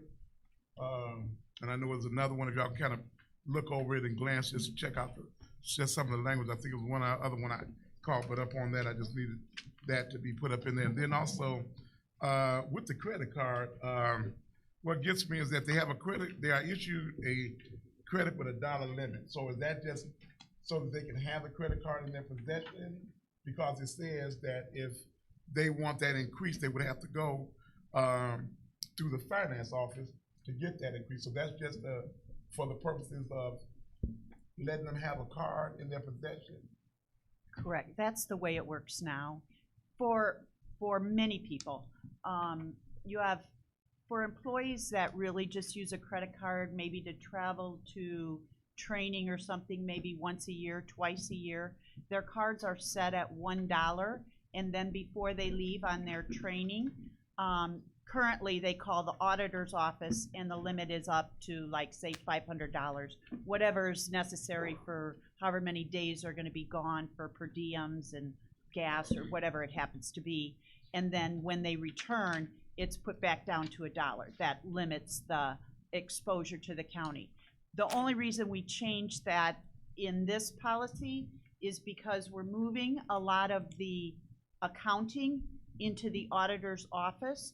So when Andy talks about some segregation of duties. What we remove from the auditor's office is the administering, determining or recommending the obtaining the credit card. That's gonna be an administration. All of the bookwork, all of the entry of the expenses, all of the review of all the expense reports, that all goes to the auditor. And then on the finance side, the finance department will increase and decrease the limits. So you've got 90% of it in the auditor's office, but if you think about it, you don't wanna have one person or two person be able to request the card, determine the limit, increase it, receive the statement, do the journal entry, pay the bill, and audit the expense report. That would be frightening, right? So we took a couple pieces out and said, okay, if all this stuff moves into the auditor's office, then we remove these other two things, and then we have some check and balance. Okay, so Make sense? Right, it does, and I know we say we want to audit the auditor, but I thought that's why we have an auditor firm on the outside. But whatever that process is, I'm good with it as long as it is feasible. Because I'm looking here that adjusting journal entries are going to have to be made. It looks like there's some intense duties, and I'm only seeing 2 people in that office. So at some point in time, is there going to be increasing this office with at least one additional personnel, because some of this is tedious. I have a degree in accounting, and I'm looking at some of the stuff that is being required in this document, and for 2 people, just him and 1 person, that's a tedious task. So how is that going to be accomplished? I know we pass things, but I don't want to pass something and make it almost impossible or next to impossible for the person to basically accomplish. And then we are back saying that someone's not doing a job that they are capable of doing, but don't have the manpower to do, if that makes sense. Sure. And I asked that same question back in 2017, late in the year, of Anita, and I asked for an analysis of all the other auditor offices that are in the kind of classification of county that we're in, that are subject to that bizarre state law where the accountant is, the auditor is also an accountant. And the results are clear. On the average, per 100,000 people population, 1.92 employees in the auditor's office. The budget per capita is 1.22. So we're right at those numbers, basically. A little bit shy on there's some outliers like Macon County. They just gave all the finance, HR, everything to their auditor. County board can give it away, it can't be taken away, just like we can't take accounting away. We knew we had to give it back. How we were gonna do that and what accounting was the issue. And to your statement about we have an outside auditor, yes we do, but it's against accounting standards, and really any sensible practice, they can't be part of your internal controls. No outside accountant can be part of your internal controls, which management, which is us, it's up to us to establish that. That's what this book is our internal controls guideline, if you will. So I just want to make sure you knew, we didn't take this lightly. This work was done in the background. You look at the finance office, there's 2.2 employees that worked on everything to do with finance and all their accounting work that they were currently doing right now. 2.2 employees. So we're right in that area. I'm not allowed per union contract to give half employees. There's no part-timers allowed. So we think with the auditor not doing purchasing anymore, not doing the majority of the credit card work anymore, there should be more than enough time to accomplish these tasks.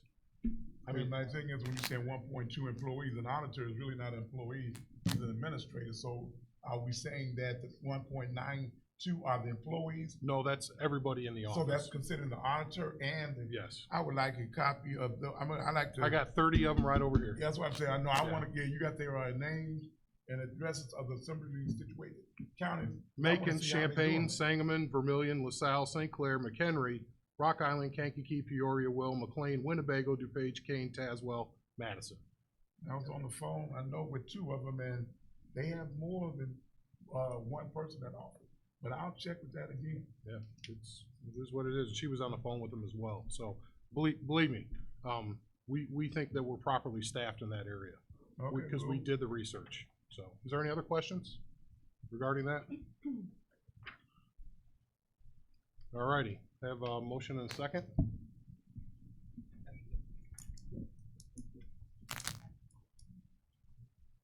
All righty. Let's do a roll call vote, please.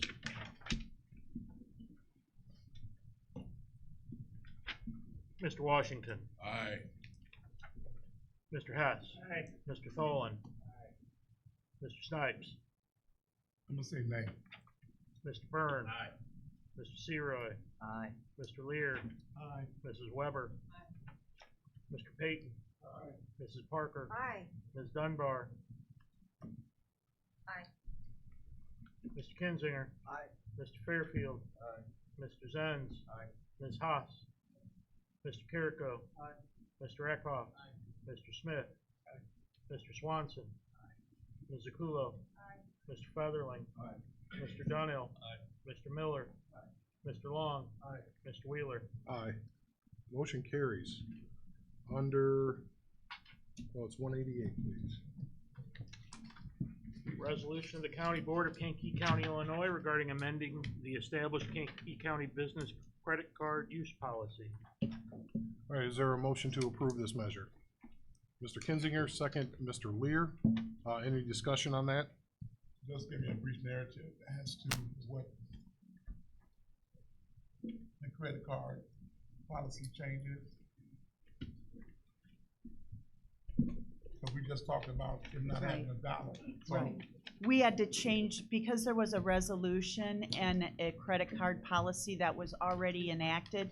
When we changed it in the finance policy manual, we had to change the resolution as well to Okay, match to what we're accommodate. doing. All right. Right. Any other questions? Sorry. Okay, all righty. That's a voice vote. All those in favor say aye.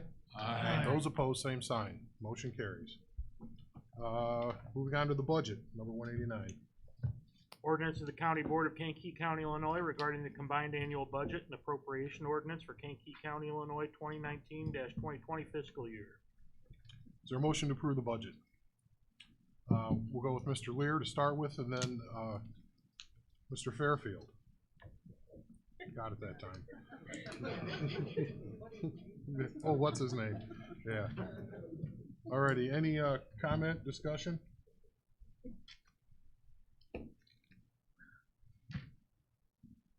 A lot of work went into this. Thank the board members that participated, department heads, everybody. Do we need to mention any, I think we need to mention health department in that endeavor?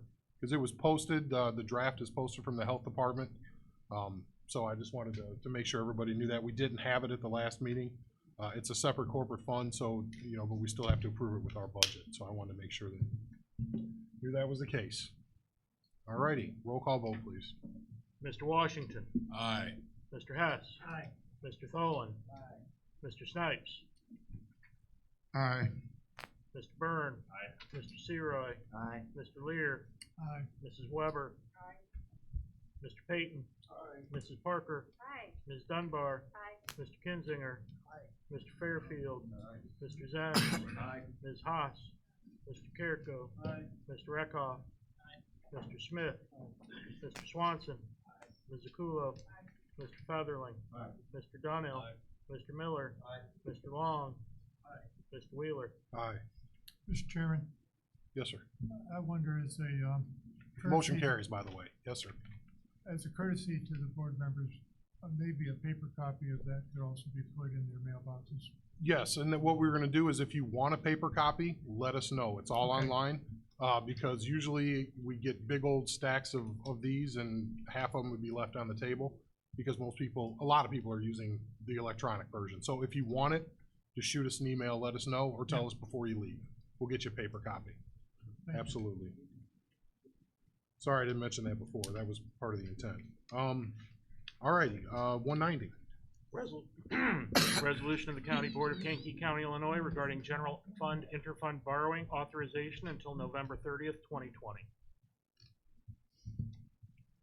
Alrighty, is there a motion to approve? Mr. Hess, second, Mr. Washington. Any discussion? Just one. Just want to make sure that we are borrowing less and finally paying back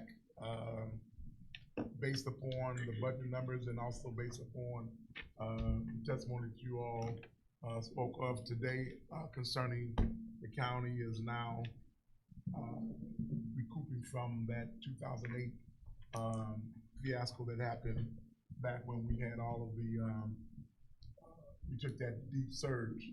So those funds, especially in the highway department, I'm looking going to be now paid back, so those dollars can be utilized for our streets at some point in about the next couple of years or less. As mentioned earlier, we paid back $1.5 million this year already, and next year's 1.9 million. And then it's done. That's it.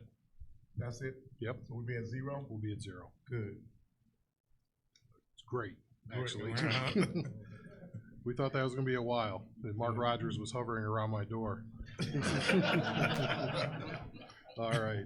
Any other questions about the interfund? All right, roll call vote, please. Mr. Washington. Aye. Mr. Hess. Aye. Mr. Tholen. Aye. Mr. Snipes. Aye. Mr. Byrne. Aye. Mr. Seroy. Aye. Mr. Lear. Aye. Mrs. Weber. Aye. Mr. Payton. Aye. Mrs. Parker. Aye. Ms. Dunbar. Aye. Mr. Kinzinger. Aye. Mr. Fairfield. Aye. Mr. Zenz. Aye. Ms. Haas. Mr. Carrico. Aye. Mr. Eckhoff. Aye. Mr. Smith. Aye. Mr. Swanson.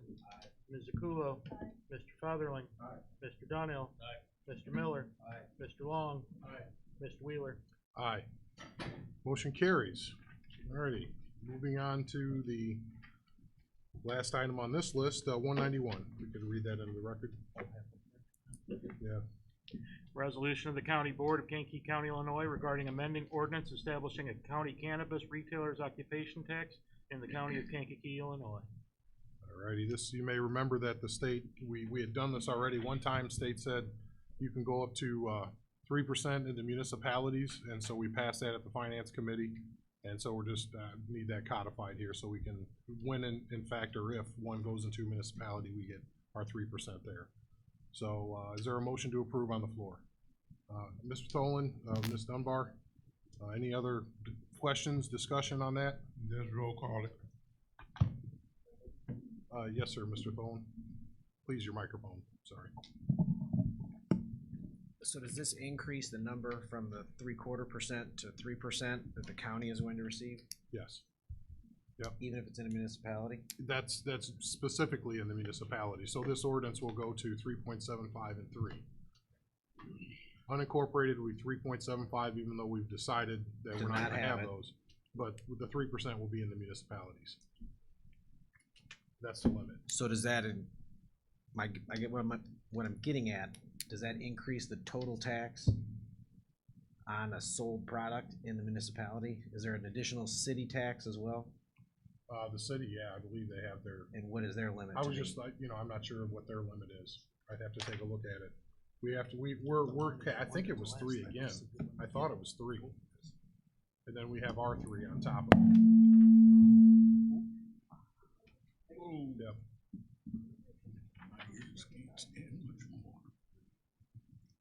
Alrighty, any other questions? Roll call vote, please. Mr. Washington. Aye. Mr. Hess. Aye. Mr. Tholen. Mr. Snipes. Nay. Mr. Byrne. Aye. Mr. Seroy. Aye. Mr. Lear. Aye. Mrs. Weber. Mr. Payton. Mrs. Parker. Aye. Ms. Dunbar. Aye. Mr. Kinzinger. Mr. Fairfield. Mr. Zenz. Ms. Haas.